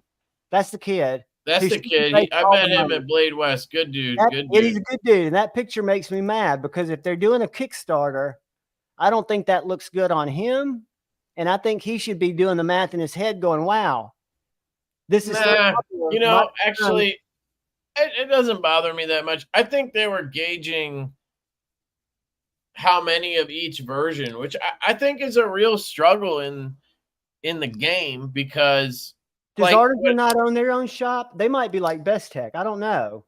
How does Artisan I think has their own shop because they do OEM work and whatever. Artisan is actually a U.S. company, but then CJRB and like they have a Chinese factory. I don't know how it all works, but I think they were just gauging quantities because like they had a $10,000 goal. That tells me right there they were doing it no matter what. Yeah, they did it for some reason. I think they really did it to see how many people would order the full out baller version. And then they probably were like, okay, we'll just add the other ones because we might as well and see how many of those get ordered. And then we know exactly how many to make. That's what I'm thinking. Yeah, maybe. To me, I couldn't see it. And when I looked at it and you told me. And it's S35, titanium and whatnot for $179 is not bad. No, I think it's a great value. That's the same price as that Aurora truffles that everybody got all over. Didn't complain about price. Yeah, and those baller versions look crazy. I mean, it's just not my style, but you know, I did handle it. I think I handled a prototype at Blade Show. Cool like design. Like your flashlight. Happy Haptics thinks I'm mad. What? Happy Haptics thinks I'm mad. I need to chill. Oh, Happy Haptics. Yeah. I'm not any Artisan Cutlery. I know those guys. You hit the weed pipe a little hard before the show. I'm just high strung. That's just the way I roll. And I'm really Luck Knives. What up, dude? Mikey. What's up, Mikey? You've got to have a point counterpoint. I don't know. I felt my initial thought was, yeah, what the fuck with this Kickstarter? Like the last time they did it, I was like, okay, they're doing lefties. So it's the same thing, dude. They're just gauging interest. Right. And they're figuring out their quantities. And they're probably going to get delivered like right away. They probably already made like in the process. So totally it doesn't bother me at all. Actually. The only thing that I take back anything I said negatively about that Kickstarter. I wouldn't say anything negative. I was just being objective. So if I was a kid, I would have to be having some. Why didn't they? If they're going to do a Kickstarter for whatever reason to gauge popularity, I could have set it at $100,000. And just go for it if that's what it's going to cost to order it or to pay for half. Find out what it's going to cost to pay for half. What you tell me roughly? Wait, hold on. All right, I'm the kid. What would be half of an order? The kid just went off to the Royal Army. Yeah, what is it called? Mounties or whatever? No, maybe it's just the Royal whatever. Anyway, he's now in the military in Canada. You're when I say it makes me mad, Happy Haptics, you're right. I mean, I feel mad for the kid. I don't mean that I'm mad and I'm going to go not buy Artisan Cutlery. I don't think there's anything weird going on. I think people just misconstrue the Kickstarter thing. I think they look at it and they say, "Oh, they're making the community fund this," when really what they're doing is figuring out what you want, so that if you want the fancy pants one, you don't miss it. I wish they're making sure everybody gets one is what they're doing. I get. I mean, I think it's fine. There are other ways. That's part of why we do pre-orders, right? But there are other ways. If you're Artisan and you have a website where you can collect data and talk to people and put a an email. You've got everybody's email address because they send me why not emails. collect some cash while you're at it? I mean, $10,000 plus. I get it, but I just don't think it's a good look. And I'll tell you why. If you Google, I wish I could think of the name because I'd have you Google the name. There's still a Kickstarter that's open from 4 years ago. You might know who I'm talking about. That took the community of a couple of $100,000, and they still hadn't made the knife, and they're still around. Do you know who I'm talking about? No, but that's the thing, dude. You have to know what you're doing and who you're getting into bed with. Everybody who bought this knife. What? If you go read the comments, because I can't remember where I saw it, but when you go read the comments at the Kickstarter, everyone who invested in this knife, who pledged for it, assumed it was going to be 100% legit. Everybody thought it was going to be. But dude, that's just like when we started Devo. Anybody who pre-ordered through us, they were taking a chance. Sure. But I'm not saying that. Like, you know, they saw, I guess they trusted me and Colin enough to give it a shot, right? And that's what happened with that thing 4 years ago. I can pretty much, I don't know any of the story, but I doubt the guy went into it trying to fuck people over. He probably got into it. He did the Kickstarter, and then something went wrong. Google Paul Bizzaro. Is that the guy? Paulo Bizzaro. Here, I'll put it in the chat. I'll put it in the private chat and Google this. Find the Kickstarter and then share it. Well, I don't want to bring up again. I'm not. It means what? The only reason I brought that up all over you. The only reason I brought that up is because I love it. I saw this, at least he's on you, not me, right now. But wherever I saw this is what allegedly gave the knife community and Kickstarter in particular a bad name. I was not part of the knife community at the time. So I'm going to share my screen. Well, it's just like the recent thing with Tyler. What's the brand? The Sin. You know? Like shit goes wrong. Like he didn't. But they got the knife. But there's a knife. I've got one right here that Bestech made, and it's the same thing. He did everything he could to make it happen. I know. I know. That's so what I'm saying, like he's a good dude. I know him. I've met him personally. I would call him a friend. He just had shit go wrong in his life. He had shit go wrong with the project, and it all fell apart. You know. But it all and came that's because everybody that ordered one got their knife, right? Oh, this thing. Why did I see this recently? Well, because it was on, there was a video about it. I forgot who did it, but I'm getting ready to Mike tell you. Amsler. Was it Amsler? I swear I just saw this knife in a. No, don't go to that channel. I don't think that. Well, I saw it like somewhere. Maybe. Why? What did Amsler do? What happened? Well, I mean, nothing. I'm not trying to drive anybody anywhere, but no, this was just, I'd never heard of this. And this was only $30,000, but that's a lot of money that people pledged. But what they were doing, and it may have been Amsler. Because this guy was evidently, I don't like the knife either, but if you go read the comment. Yeah, the knife is not very appealing to begin with, but this was 4 years ago. Is this supposed to be made in the U.S.? So, and it's still, U.S. made. I get it. What happened was, dude, here, I'll tell you what probably happened. Think about it. If we had done a pre-order for the Growler like a year ago when we were planning to, we'd be in a similar situation, except we would have just refunded everybody. So yeah, that's the part I don't know. But he probably put money into trying to have it made, and then allegedly, it's so hard to have knives made here, man. He was probably planning to open a shop and do the whole production, and he put money towards all of that, and then it just never worked out. I can see that on Mike Amsler's live. You're exactly right. I just had a epiphany, and because he was reading the comments, evidently he knows this guy. And when you get down through the comments, I think it was being made overseas. Let me see. Because the guy jumps in here a couple of times. Can you read that? Or are you reading the comments? People goddamn point right there. All right. I vow to never bring that fucking knife up again. Do you vow, John? To never bring which one? Oh, no, I'm not even know what he's talking about. Absolutely not. I don't know what knife that would be. At least on this channel. No, absolutely not. I just find that, and I shouldn't be talking about this because this is absolutely drama, because this guy's got, there were some funny ones on here. I laughed watching Amsler talk about it because one guy, he asked, he wishes him. Oh, I'm way behind. Jesus. Sorry, guys. I'm skipping ahead a little bit. I'm going to read one of the funny comments when I get there that I'm going to quit sharing. Because all these people are asking for a refund or update, and evidently he's not checking in. Super backer. Let's see. He also makes knives like a true artist with the intention for skill. Capitalizing said skill. For sure, man.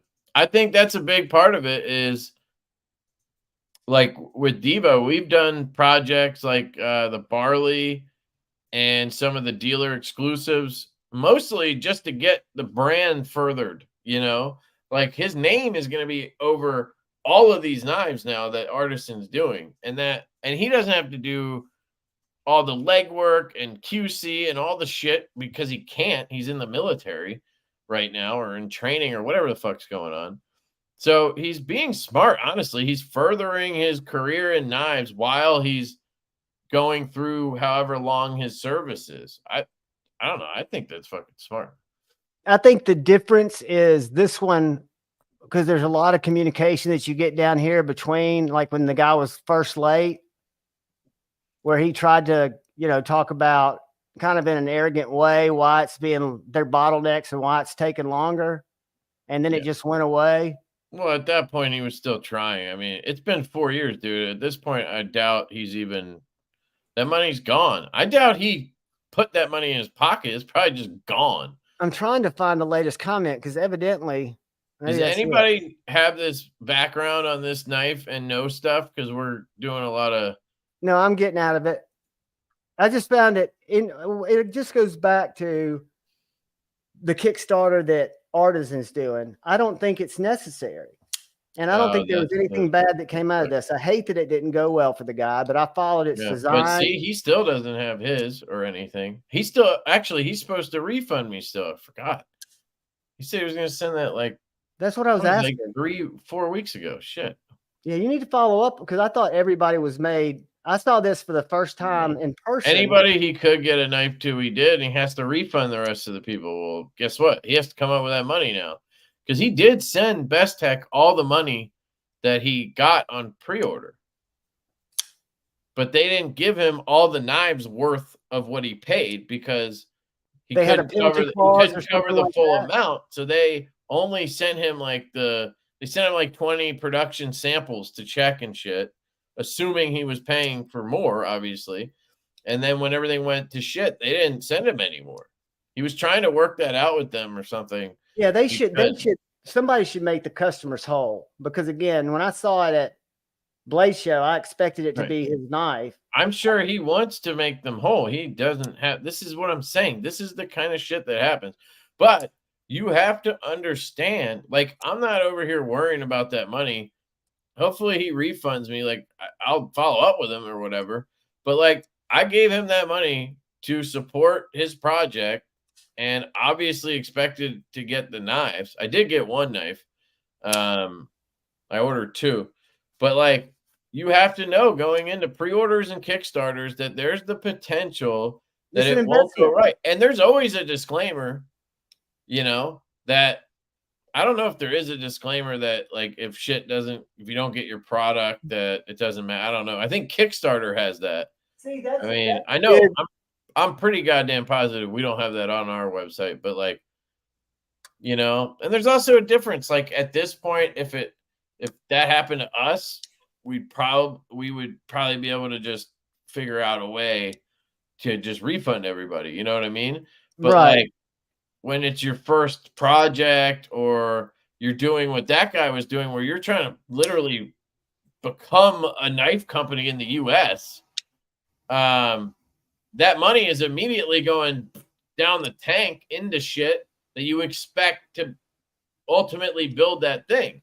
That's a much bigger risk in terms of this whole knife game than what we do, where you're giving us money and then we're sending that money to an established manufacturer of knives. We're sharing the manufacturing cost and sharing the risk because there's always risk. I agree. But when you're funding on Kickstarter, these companies that are literally starting from scratch, there's going to be the ones that fail.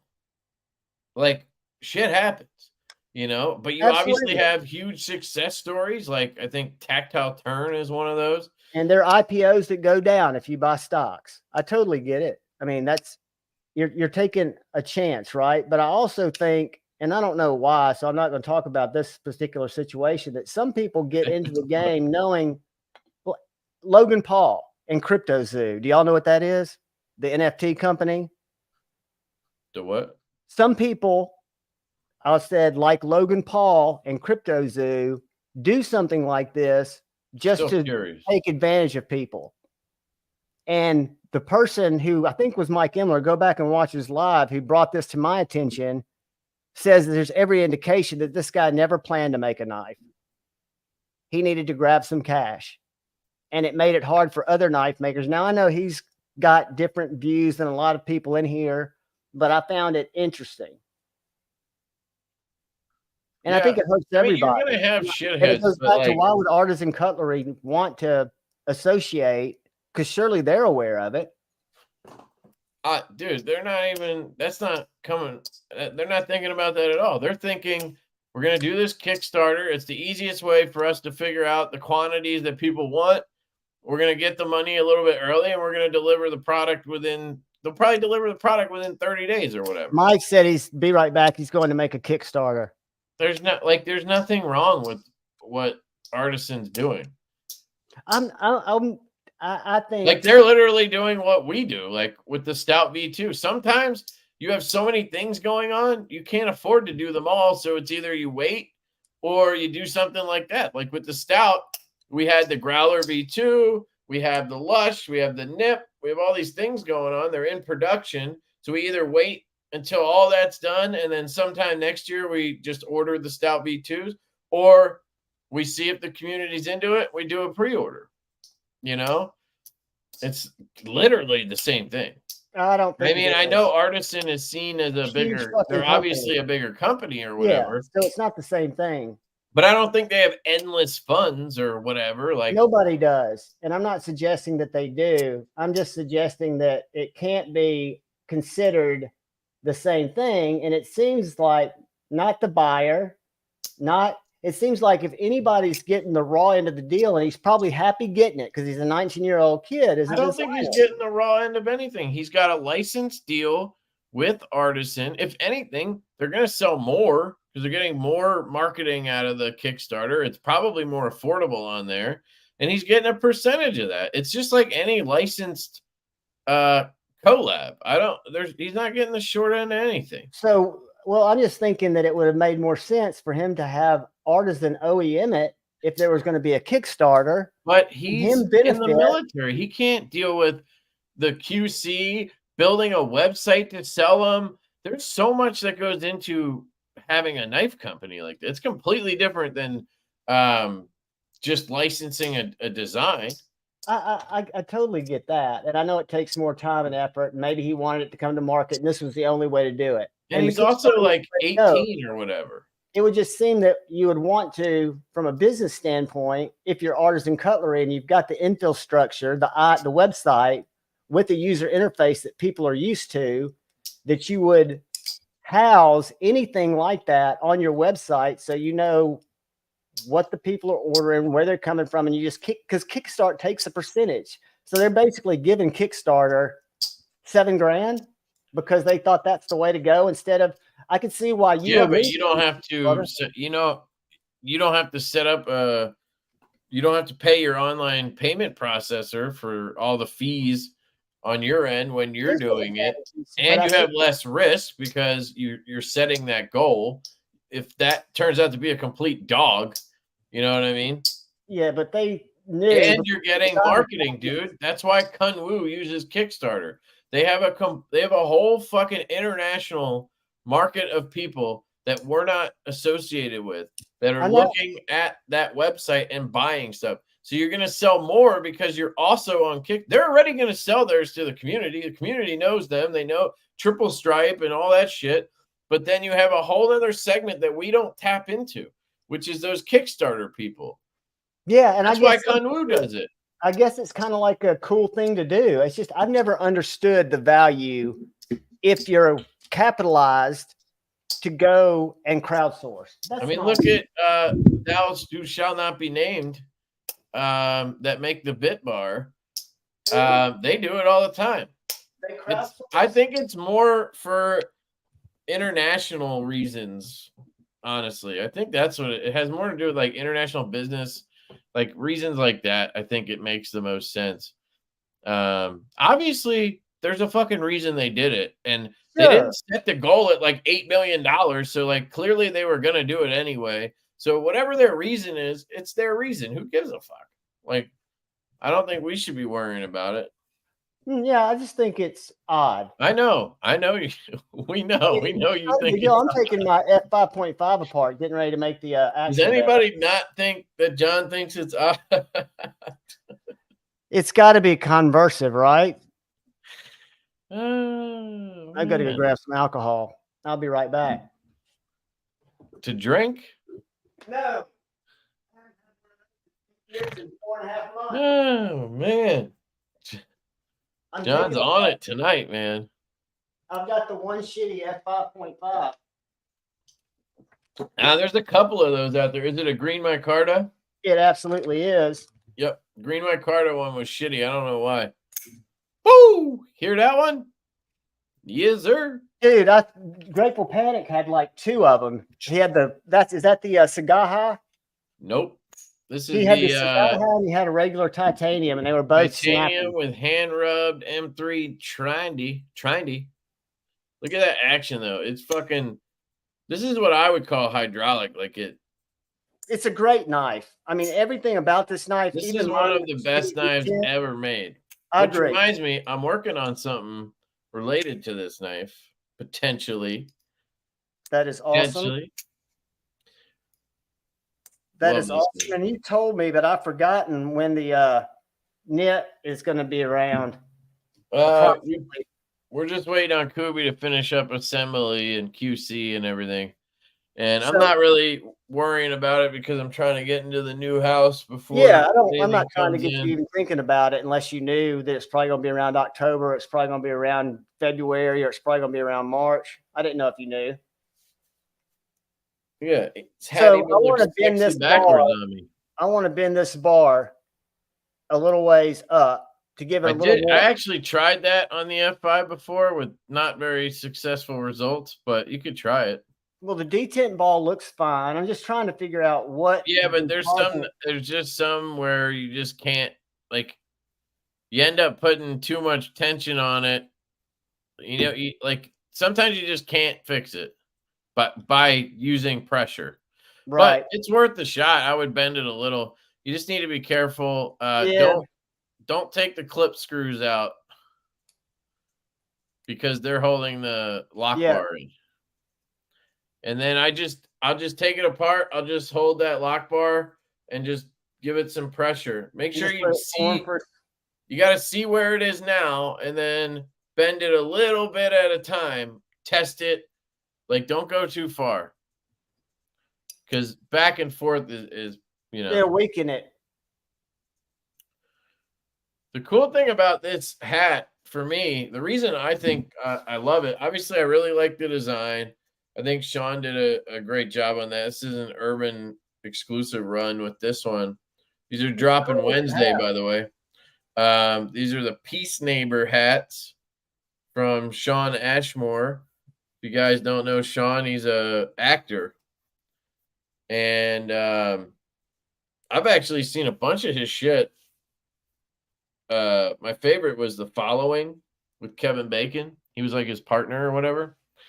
How'd you find out about him? Is he a friend? I'm pretty sure he played the Iceman in X-Men. He also has a twin who was the guy from Smallville, the photographer. I forget his name, but that was actually his twin in that. But he had a part in one of the episodes. Because I remember when I first talked to him on Instagram, I was like, dude, I fucking love Smallville. And he was like, sweet. He didn't even correct me because he technically was in it. But he probably gets that all the time. You know what I mean? Because he has a twin. Absolutely. How did I meet him or whatever? Yeah. I mean, do you know him personally, or was it just you have a like I know him, like, you know, I guess kind of like I know you. You know what I mean? From communicating about the same Yeah, stuff. from the Instagram knife world. Oh, I think he was hearting my shit, and then I saw him. I saw like a Wall Street Journal thing where he had an MBK Sea Otter. That's what started it. Somebody showed that off. I think it was MBK, and it was just like, oh, sweet. There's like a fucking famous actor dude who likes knives. That's fucking awesome. That is and cool. Then, like months later, I started seeing him liking things on other people's stuff, and he just seemed to kind of get into the community just like anybody else. He just happens to be kind of famous. You know what I mean? Yeah, the only one I knew of that was famous is Jason I didn't know Momoa. about this until, I don't know, like a couple weeks ago or something. He just started it. It's like, I guess it's going to be like a clothing brand, and it's based off of, it's called Peace Neighbor, and it's based off of his experience during COVID, being locked down and just like trying to, uplift. What's his name again? I'm going to Google it just so I'll have it. What's his name again? The name of the product? Ashmore? The name of the hat you're wearing. What do you mean the name of the hat? Like if somebody was going to order the hat, like so I can get information about the hat and the guy and the cause. I just want to have it. It's called Peace Neighbor. Whose neighbor, Pete's or Keese? Peace. Like this. Peace. I got you. PEACE, neighbor. It's actually literally right in my name right here. I put it as my subtitle thing. Look at you go. I was wondering because it seems like it's cool stuff. Jamie Lannister's a knife guy? Hell yeah, dude. Well, Jason Momoa. How does he do that with one arm? Or one hand, Flipper, man. It's not a good name. What do you mean it's not a good name? It's a fucking great name. Basically, he said he named it after he was like sitting on his stoop. I watched his live stream with Urban yesterday. I'm following him now. See, I didn't know who he was. He said during COVID, he would just be like, people were fucking miserable. Like, especially think about in LA. And, he said anytime somebody walked by, he was chilling on his stoop, he would just be like, peace. He'd just say what up to people. And that's kind of the whole, he said he always got a smile back. And, it's just a concept for a brand. I think it's fucking good. I think it's awesome. And I've chatted with him quite a bit. He's a really good dude, down to earth dude, knife guy, dude. He's a straight up knife guy. He's an EDC nut, just like us. That's cool. And, I'm on his Instagram now, learning about him. But what I was going to say is what I love about the hat is this fucking material. It's like the same shit my off the grid pants are made out of. I don't know what that stuff's called. It's not nylon. It's like the good stuff, whatever you call it. Not corduroy. No, but it sounds like Cordovon. No, that's the fucking leather, isn't it? Yeah, Cordovon. You guys leather. know what I'm talking about. But anyway, it's super like comfortable. It doesn't feel like hats usually are kind of thick. They make me all sweaty and shit like that. Because they retain heat. It doesn't heat. have that effect on me. It's got like that netting up here. I think is supposed to be like a little bit of a sweat barrier. Like a good. I gotta see how it holds up. Like if I wore this, I don't know if I would wear this to do like yard work. I guess I could wear it backwards.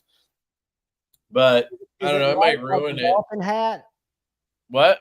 Is it light like a golfing hat? It's really light, really lightweight. Yeah. He says Ashmore is actually a good actor, and he's a good actor. I've always enjoyed his stuff. Cool to see the communities reach all the way to Hollywood actors. Also dope to see you guys linking up. Yeah, dude. No, I can tell you he does love gear because we've talked knives. He told me he watched the channel. He's like, I bought this knife and this knife off your recommendation. I was like, what? That was pretty cool. But yeah. He's just another knife nut. He just happens to be, an actor, which is cool. And now he has this cool brand that I like. And I got the hat today. I opened it from Urban EC. I put it on and I was like, this is not my style at all. But then I was like, I kind of like it. And I just kept wearing it. And now I fucking love it. That's how I do things. You know what I mean? Well, I'm going to, again, you influence me to do a lot of shit, but it's not because you either like or don't like something. I can read you enough to know what you really think about something. And if you don't like something, I know the things that you don't like about it. I know you well enough, or at least I think I do, to know what I like about knives. Right. So you don't have to say it's a good knife for me to know it might be perfect for me. And I think that's the key to anyone who can do this effectively, which hats off to you for being a good influencer, is getting that where people want to come back and they can judge whether it's a good review or a bad review or indifferent. You put a lot of context out there to help them, because it's a confusing space when you're just getting into it. Yeah. And I think it's hard to, I don't know. It's hard to read people sometimes, and you're never sure. Like, are they just trying to sell me something, or, you know? And I just try to be as upfront as possible. Like, this thing came here for free. You can decide what you know, whatever. Like, I don't know. And people can make their own decision. Yeah, Momoa, I think, is a knife guy. And yeah, then Momoa's totally Michael cool. Myers, nice. I saw that video. I saw part of it. It was some dude from, I can't remember what he was from, but he was an actor. I don't remember actually, but he seemed like a good dude. I think he was in like Chicago PD or something like that, which would make sense because that's where Jared lives, Chicago. You know who's a Benchmade nut? Joe Rogan. He carries a Crooked River with him almost every day. I agree, dude. Who? Joe Rogan. Oh, okay. He's a knife guy, but I mean, I feel like somebody needs to get to him and show him the finer side, because he could definitely benefit from it. Yeah. It all comes down to like, I don't know. Yeah, I get it. Have you ever made a hat rust? Probably, dude. I've had a lot of hats turn like white from like the streaks of my sweat. Wah, wah, wah, wah. Canvas, no. What? It didn't fix it? Fuck no. I How love far the knife. did you bend it? Huh? How far? I didn't bend it enough, but again, I've got another knife I can carry, and I love this knife. Yeah. I'll eventually get another one to go with it. Hey, maybe you can get a liner. Can I tell you what I got most recently? I haven't shown you some of my new arrivals. Thanks, Greg. Appreciate you, man. Another one? 20 CV, baby. Why? I've got a 20 you have CV, Magna Cut and S90V, right? And a 20 CV. I want to support Jacob. I think he's awesome, and I love these knives. I mean, that's a damn good reason. And I carry them all the time. I mean, I've got it. The Chickadee uniquely carries right here on my appendix. Where am I? All I see is your belly button. Well, it's not a good look, but I just keep it right there, and it doesn't ever get to my side. Oh, okay. Yeah. I guess you'd call that appendix carry. And if I've got my pew, it goes right behind it. With MC whenever that happens. That'll be good. I'm sure that'll be good. And the other newbie that I got off of Etsy, I don't know if you were the first one to bring it to my attention, but do you know about Amslers? Yes. Amsler I had in one of those. Yeah. Yeah, you had this. It's cool. It's like a little pen knife. I think it's a good idea. This one's a Magna Cut at 64 HRC. Yeah. If I were to carry like a little fixed blade, that's probably what I would do. But I don't see the need for it because I can't fidget with it. See, and I never would have thought I'd have been anything but a fidgeter. And that's what I was saying last night, and I stand by it. You never say never if you're in this crazy hobby, because I never thought I'd have a slip joint.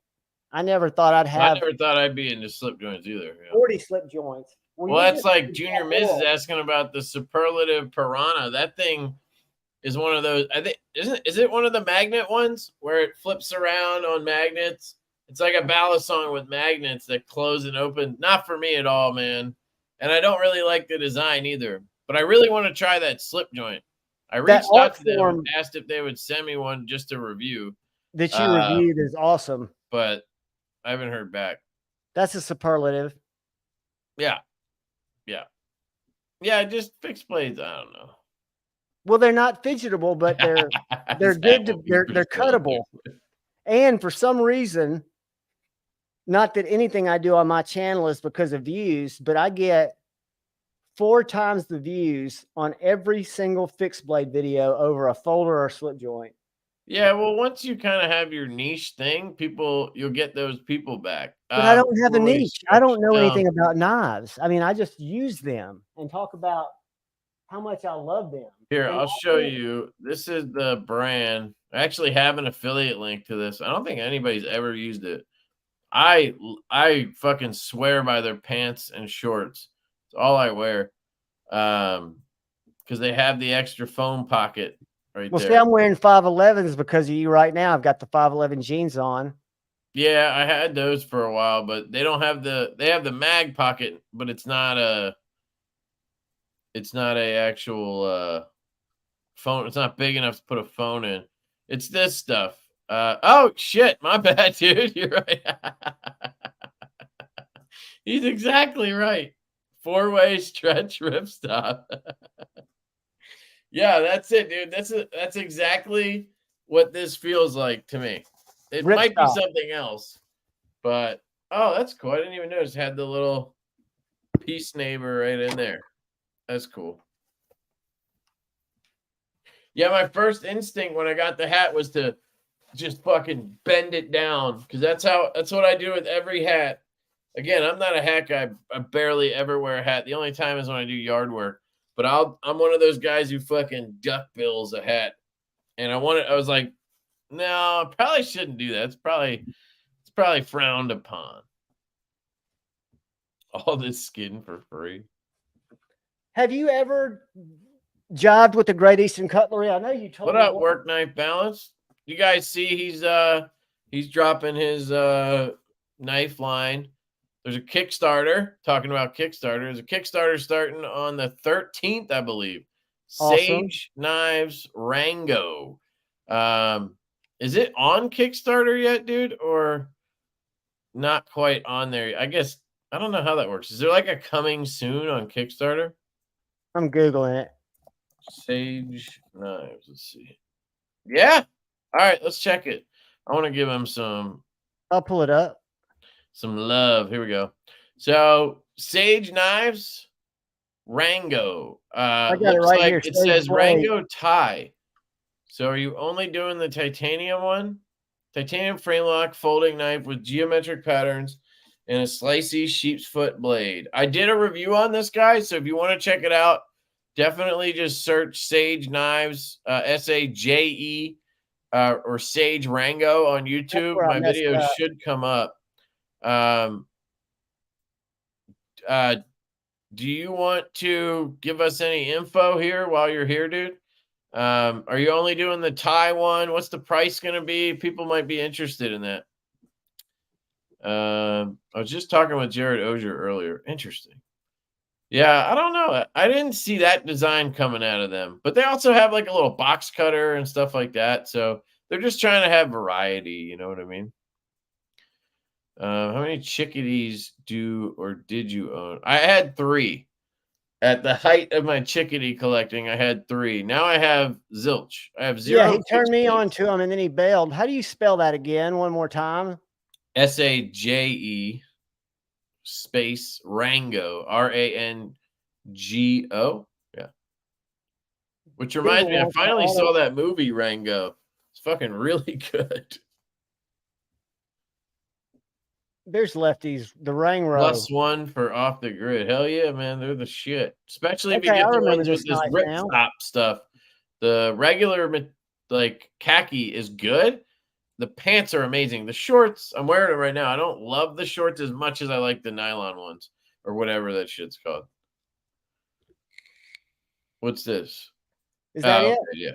Yep. That's the Rango. You want to hit? I was just going to see if you had a link. No, because it wasn't. I didn't. Look at those links. Months ago. God damn.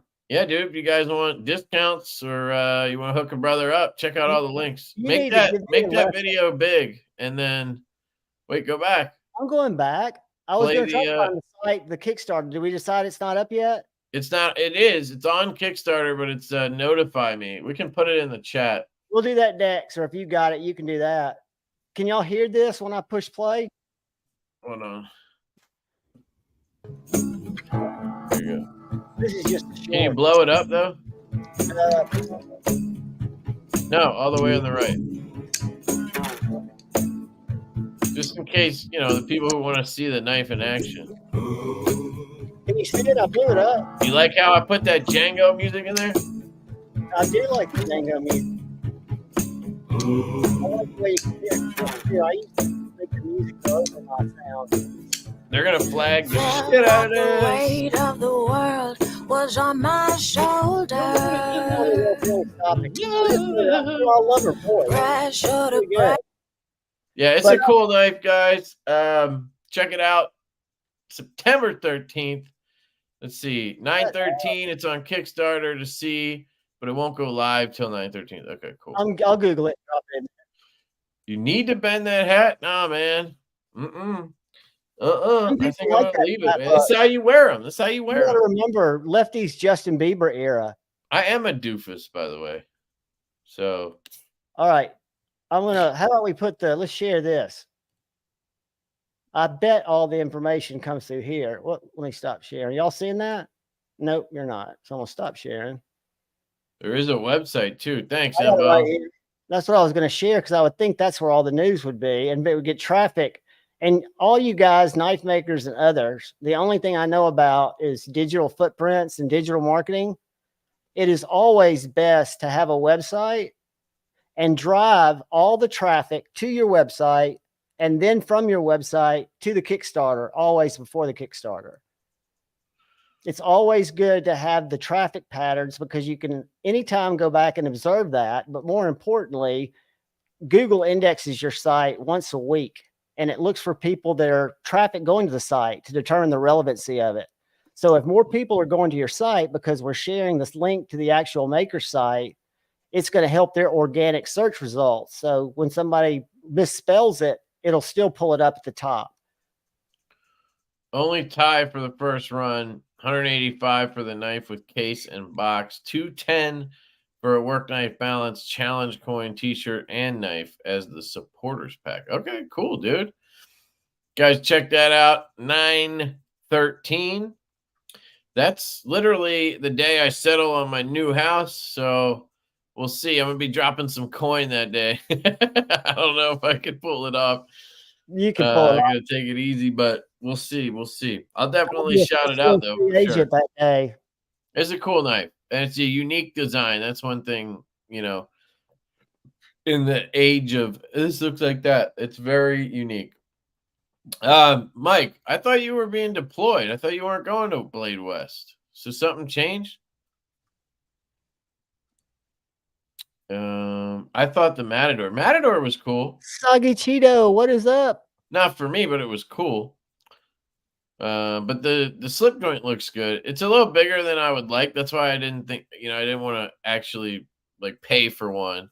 And again, I wasn't asking them to give me one. I was asking for a loaner to review and then send back.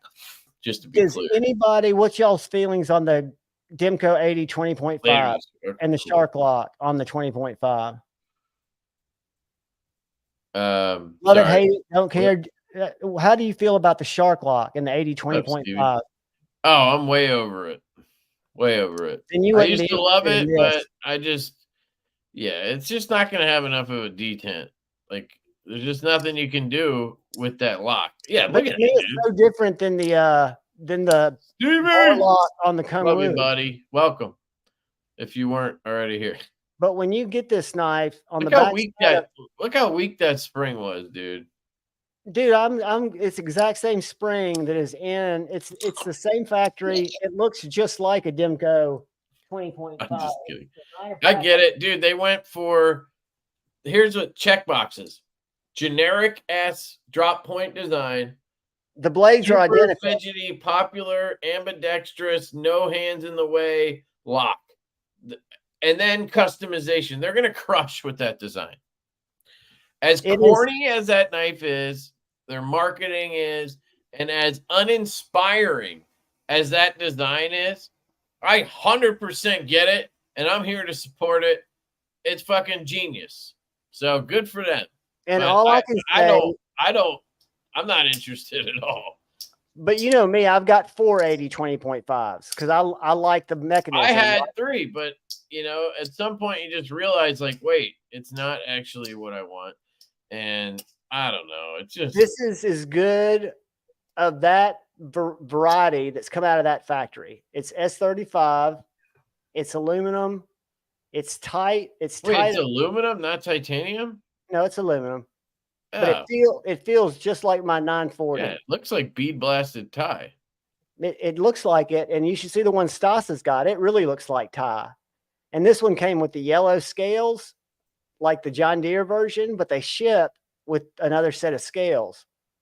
Those G10 insets. Yes, sir. Douchey all the way, baby. Dude, for $199 before discount, I think it's so much better than a 20.5 at $150. And, what awesome. discount? And FRN. What discount?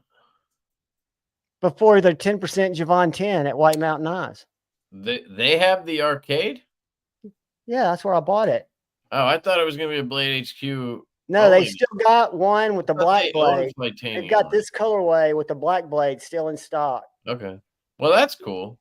The one I wanted that they sold out of first before I wanted it, it was black with Ultim scales. Yeah, but you could just buy the Ultim, right?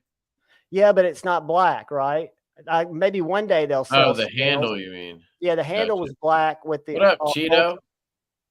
But yeah, White Mountain Knives dropped a bunch of scales at the same time and hardware. Oh, yeah, that's a good point. They sell backspacer kits for it. I mean, Flytanium's smart. So it comes with standoffs, which you can buy a Flytanium arcade backspacer for like $20. And that's just a profit center for them. But I think it's a good knife. I was surprised. I did not expect to like it. Right. Yeah, dude, that's a great point. What I meant to say was I'm about to have a tripled mortgage, so I'm not sure if I'm going to be buying shit in the near future until I get that. Like, I don't think it's going to be a big deal. I just want to, like, get accustomed to what we're spending on the new mortgage and everything before I start spending, what do we call it? Disposable. Pablo has a question about urban. Not deploying anymore, so I'm going to Blade West now, but tables aren't available anymore. Damn, dude. Wait, you're not deploying anymore? Okay. Hope that's like just a good thing. You didn't have anything go wrong or whatever. That sucks about the table, dude. We only have like an 8-foot table, so I don't know if we have room, but if you needed to like come by the table to show some shit and sell it to some people, I don't know, could maybe, you know, figure something out so you can at least like, you know, do deals there or something. I don't know, but I hope to see you there, Mike. Do you have any thoughts, Lefty, on the Urban EDC Tactile Maverick? Their special one. I have no thoughts on the Tactile Maverick. I have Maverick it in the other room. Shit, it's fucking awesome. The butterscotch one? I think that's what Pablo Paz is asking about. Yeah. But hadn't been interested in that knife because it's a bar lock. So I don't have any thoughts. You think it's good? Where is the question? Down at the bottom. On the Urban. So if you check out my What's Hot video this week, they sent me that new Maverick and it felt like a different knife. Like it felt like they fixed some of the issues because I've handled 3 or 4 now, because Urban sent me a black one and then they sent me a titanium one. And then I think I've handled somebody else loaned me one, not realizing I'd already had it. And all of those felt like they had a lot of side-to-side play, a lot of up and down play. The spring was atrocious. Like it just did. The centering was bad. But this butterscotch one, now, granted, it could just be one great one, but this is what Tactile has a track record of doing. They launch a knife. They have fucking stupid QC issues like detent balls falling out and shit like no fucking edge on it, you know? And then they just consistently start improving those things and knocking them out. That's their process. It sucks for the people who buy in early. If I am a consumer and Tactile launched a new knife, I would not buy it for the first year. I think that's just the way you should do it. I don't know how long the Maverick has been out. I don't think it's been a year, but it's been around for a while. But this butterscotch one, you can see it in the video, felt 10 times better than the other ones I handled. There was still some up and down, but it was not atrocious. It wasn't worse than any other axis lock knife I've handled. There was no side to side, if I remember.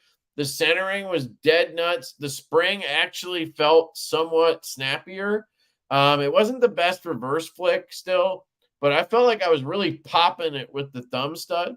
And the butterscotch micarta looked really nice. So, and it's $300. US made butterscotch. I think it's Westinghouse Micarta. Magna Cut at 63. I think they upped that too. I actually think I would recommend that knife. If it was just like the one I got, I'd recommend it. Now, again, can't say they all are, but it seems like that's what they usually do. But they stand behind their stuff. Don't they have a good, seem to agree. Don't they have a good warranty department? I mean, if you got a bad one, don't they? Yeah, you can send them in and they'll fix, but it's up to the standard that they're at. So, like, they might not be, like, you know what I mean? Like, yeah, their best might be with that issue. But like I said, this one felt great. So I would assume that's what they could, you know, I don't know. Have I shown you that little slicey guy? That T Denny? It does not look like orange. Here, I'll pull up my video. I can show you. I don't know if I did a separate reel on it. This week was gnarly, so I didn't really have time for that. And now they won't let you put links in reels anymore. So I'm like, I don't even know if I want to do them. You talking about Instagram? Oh, sorry, shorts. Oh, shorts, yeah. Yeah, because noticed, you know, I can't link people to the stuff I'm showing them, which is dumb, right? It is, but like I don't just mean like in an affiliate aspect. I mean in general. Like if I want you to be able to go get this hat or go get the Sage Knives Rango at Kickstarter, I'm not getting money for that. I want you to be able to get there with the link. All you can do is mention them or tag them, or I think you have to hashtag them. Because I did you, however I did you today in my post when I did it on my community. Did you see that post? Did you get notified? Yeah, I shared it. Here's the. You know what it is? It's not the stud, dude. I'm pinching the blade close. Is it muted? No, I hear it. Like I'm wrapping my finger on the blade, so it's not letting it come out. So I need to just get off of. There we go. Somehow getting on top of the blade. But it's not orange, man. It looks like butterscotch micarta. It looks great. To me, it looks like the same color. I like the knife design, Richard Rogers design. You know, it's gonna have flex. Oh shit, yeah. I think I held it up. Oh, got a nice smell to it. There you go. Got a nice smell to it. It's like a brown. It's like a caramel color. Yeah, it looks caramel. That's what I was gonna say. Yeah, I really liked it. The only thing I didn't like was these like marks. I think they're from machining or something. I'm assuming they'll wear in, but you know, obviously they're all going to be different because it's a cut of micarta or whatever. Does it have any? I think they should have cleaned that up a little bit better. But maybe that's like a hallmark of that stuff. I don't know. Did it have full liners or just those little liners? Because it looked like it had a lot of flex when you squeezed it. It does have a lot of flex, yes. But it's not meant for heavy use. So, you know, but if you don't want flex, then you got to go with the tie one. Because all the other ones, you can, I was showing it, you can literally bend it closed. Yeah, that's what made me ask, was you squeezing it. That's what made me think it only had those little liners around the... I thought why would they call it butterscotch then? That's kind of like deceiving. That throws me off a little bit. If it was Westinghouse, I don't know. Maybe I'm wrong. Maybe you could just call it butterscotch. I don't know. But that's what I was assuming it was, you know? I've noticed that I can't tell the difference in natural and OD green I micarta. just looked it up. Looks nothing like butterscotch micarta. I know what you mean. The butterscotch is like a lighter.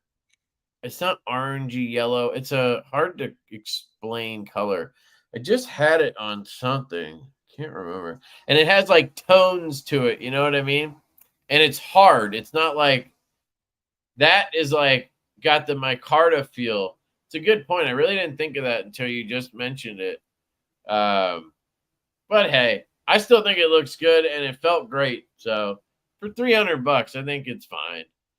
And a lot of people do that. I know Shed Knives leaves his G10 unfinished, so it looks more like micarta, where a lot of people might say, God, I wish he'd finish that more.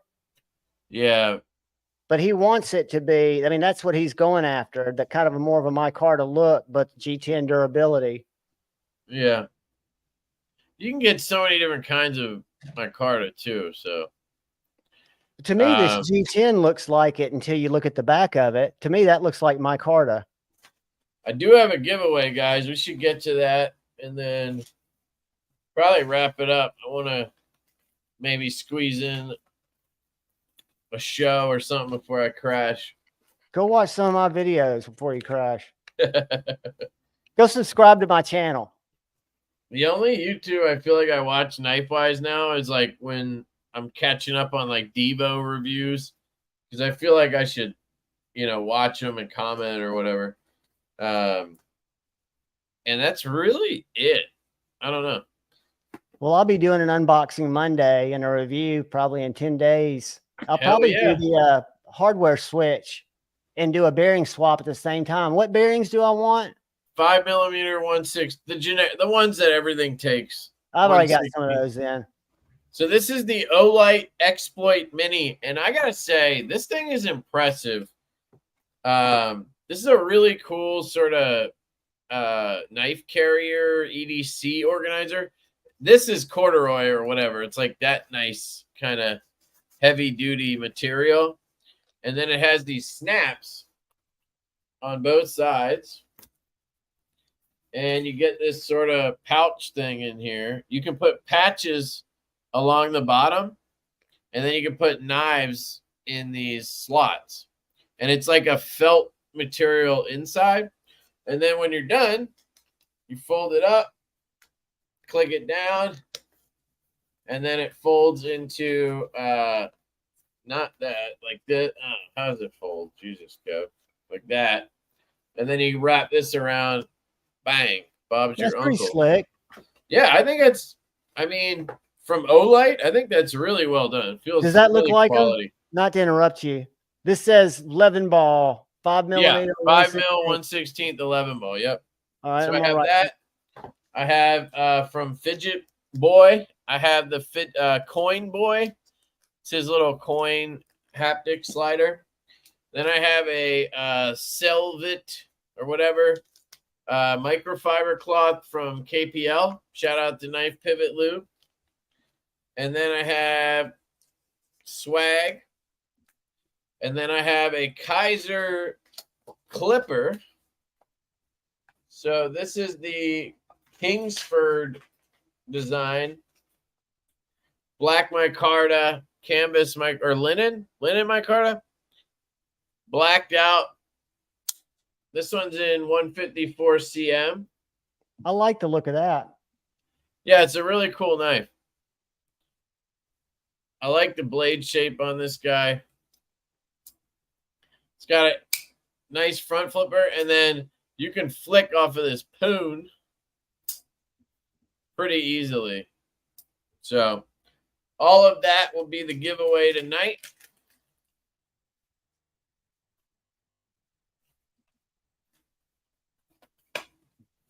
And we don't have anybody we need to get to 1,000 subs, do we?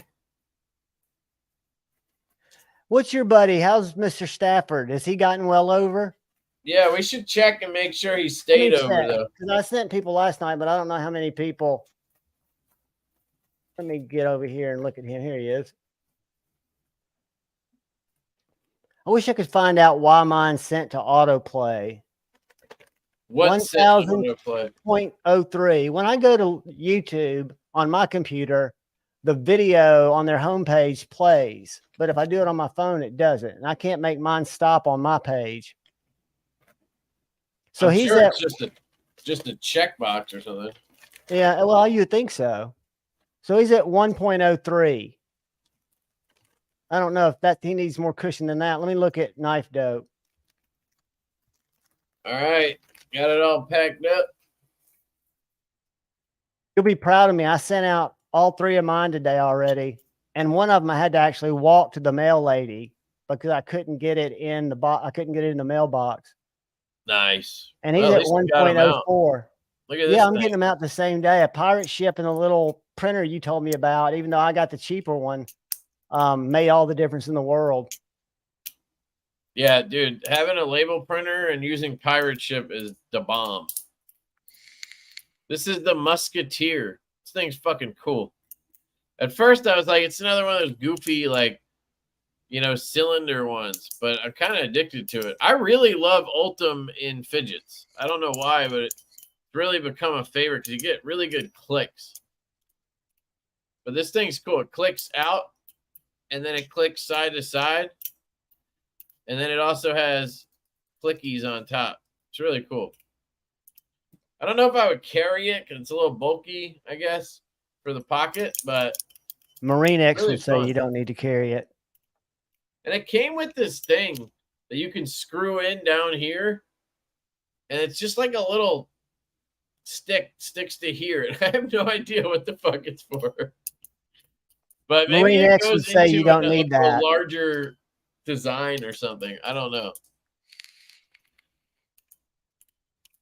I want to take a second we and translate that one. This little thing that I did not appreciate until I got it. Oh, the finger bit is the shit. I've watched your videos, but I had no idea how much nicer it would make it. And the little plastic ones are like $6. Yeah, the 3D printed ones. And they work fine. Yeah. Jay Friedman, I was introduced to Ultim 6 years ago when I was big into the heavy vape game. When I was cloud chasing, they used to make drip tips out of Ultim. They'd be like $20, and they were really sought after because they didn't conduct heat. So if you had a lot of hot vapor coming through your little RDA, which is the one that doesn't have a tank that you just squirt juice on and then vape, it wouldn't make the drip tip hot because Ultim has weird properties. One of them is it doesn't transfer heat. So we got some recommendations to do. Junior Miz, he would definitely say no to clones. I don't know. Maybe I'll leave a comment in one of his videos. So let's see.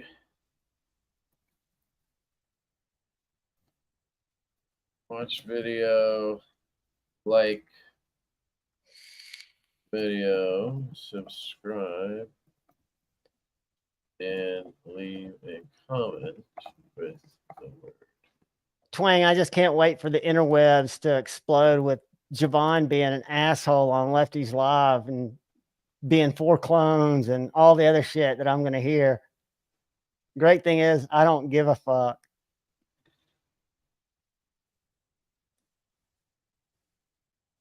You're all about that fucking clone, dude.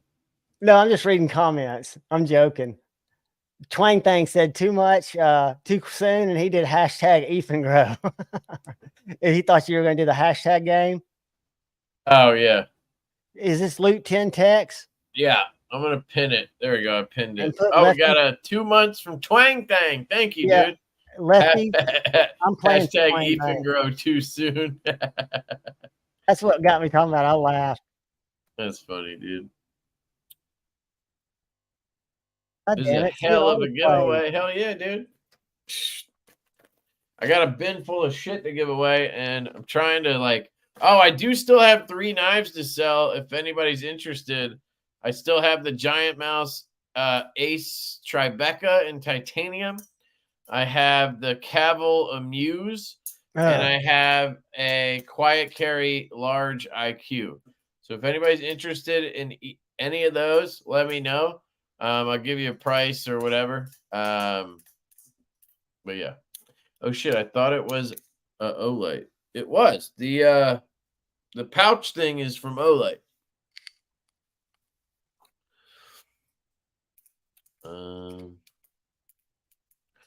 Ultim is one of the best. Yeah, right. Exactly. The feedback really popped. I think Zerk and Ultim are like tied for me as my favorites. Really like this thing.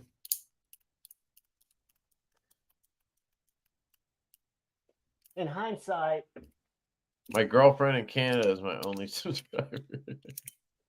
If I waited 2 days, I think I would rather have the Ultim than this Pine Peak limited edition carbon fiber. I like that. That looks cool. The Ultim does look dope, though. I wonder if they sell, if they're ever going to sell scales, because I know you can get aftermarket. Set up Carbonize. I had him make me scales. And I think doesn't High Grain Design sell them? I've never really looked. I'm sure somebody does. Check out High Grain Design. Justin's a good dude, and he sells scales for a bunch of different knives, and he also does leather work. So if you're looking for slips or anything, he does really cool stuff. And his site is indexed. Oh yeah, right. dude.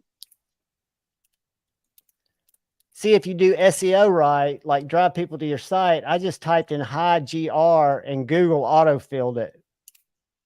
That's the difference in having a visible site in their eyes. I think this is called the Musketeer, dude. I did a video today. I filmed it on like the state of fidgets for me right now because I haven't been that into it. Holy shit. I did show this one. Let me try searching it. Dude, he does leather inlays for the Jaeger and burl inlays. Here it is. It's called the Musketeer.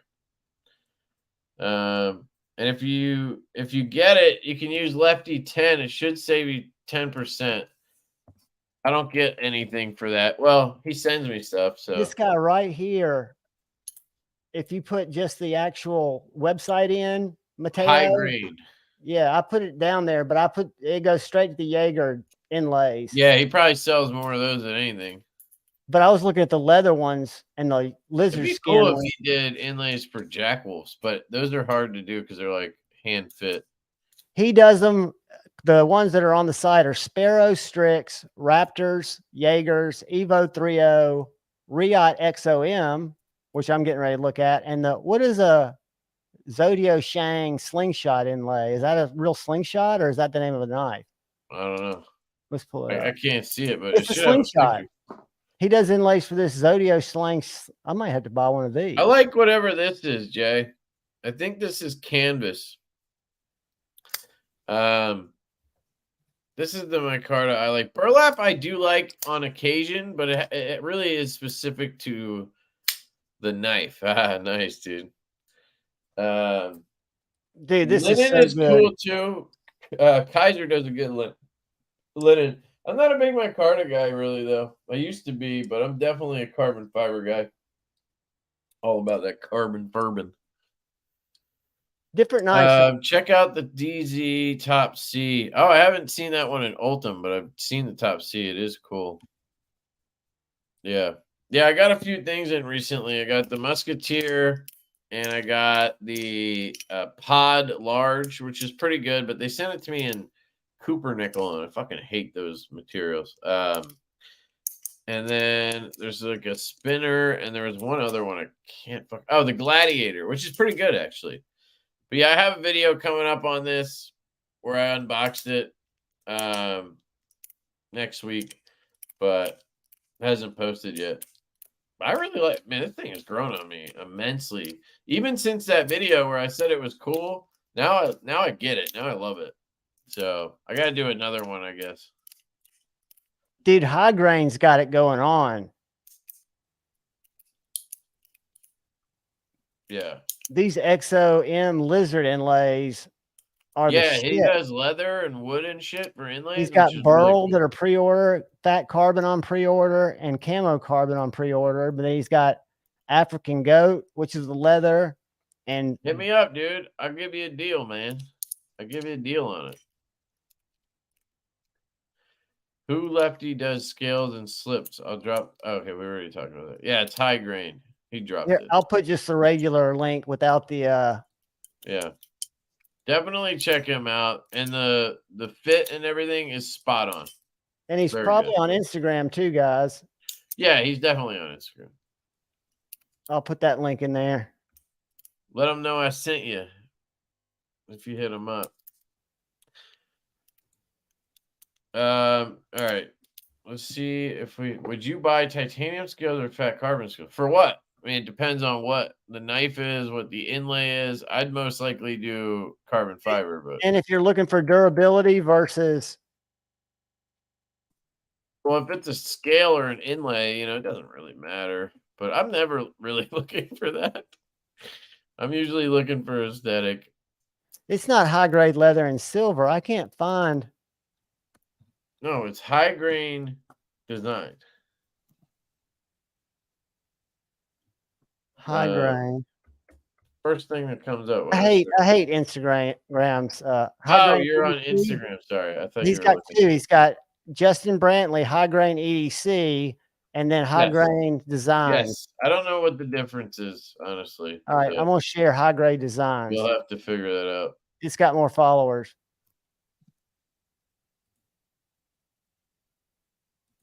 All right, I'm gonna get the video going here. Hopefully, you guys had enough time to leave your comments. How many comments we got? 73. Okay, looks like you guys have done your job. So I'm gonna pull this up here for you guys, and we got the link. We got filter duplicates by word, and we're gonna put Lefty in here. The capitalization doesn't matter. No other one entry, and then we're gonna do the spinning wheel, which was pretty cool. We did that last time. I'll shrink it down to 7 seconds. All colors, and here we go. 57 unique comments. So we have 106 people, and we have 57 people entered. So I'm not sure if you all went over there. So I'm gonna give you guys another minute or two. You go to that video pinned in the comments, and then you watch it for 30 seconds. You like and subscribe, and then you leave a comment with the word Lefty in it somewhere. The ugliest one. Oh, you're talking about the Cavill? It's for sure a goofy looking one. It looks like one of those. That's why I'll give you a deal on it. It looks like a gourd. You know those vegetables that are kind of like a little squashy looking pumpkin? It looks squashy, like a squash. I don't know which one you're talking about. Yeah, Junior, I sold it to G-Ball, actually. After I fucking pimped that thing out, skipped it, set the detent perfect. Man, that thing was a piece. Really did love that thing, by the way. So check this out. I live in Huntsville in the city, right? And I live across the street from a cemetery. I live at the foot of a mountain, but I live like in neighborhoods. And this morning, after I got on and I was watching the said faction, and Stevie went to bed and I was still up, and Sharif and Maddie were on there, and I ended up getting on with them, and I was up till 4 my time. So it got close to being where I could go to Hardee's and get breakfast. So I just rolled down there. And at 5, I walked out and go to my truck, and there are 2 fucking deer in my backyard eating bamboo shoots and just looking at me. And you could tell they were young ones. They didn't have horns, and they weren't babies, but they were just hanging out. And I've seen them in the cemetery and heard rumors of them being around, but that's very rare. Yeah, Twang Thang. Good point. I undid that just now. Although I think the catching the word Lefty thing would have fixed that, but I undid it. Dude, I do need some jerky as a homecoming present. I agree completely. I'll give you the new address. Hell yeah. Lurking. What's up, G Bizzle? Yeah, I regret that one a little bit. but I had that Basti Nightshade in the budget form at the same time, and that was really good too. I didn't keep either of them, but the Chillin is one of the best knives I think ever to come out of Italy. Do you All right, like it better guys. than the I think Nightshade? that's enough. We got 70 entries. Mateo wanted it to go on for 10 minutes. I'm just to be funny, I'm gonna do 30 seconds. So here we go. You guys ready? See Drama. if I can blow it up. And boom, here we go. Who's gonna win the package, folks? Who's gonna win the package?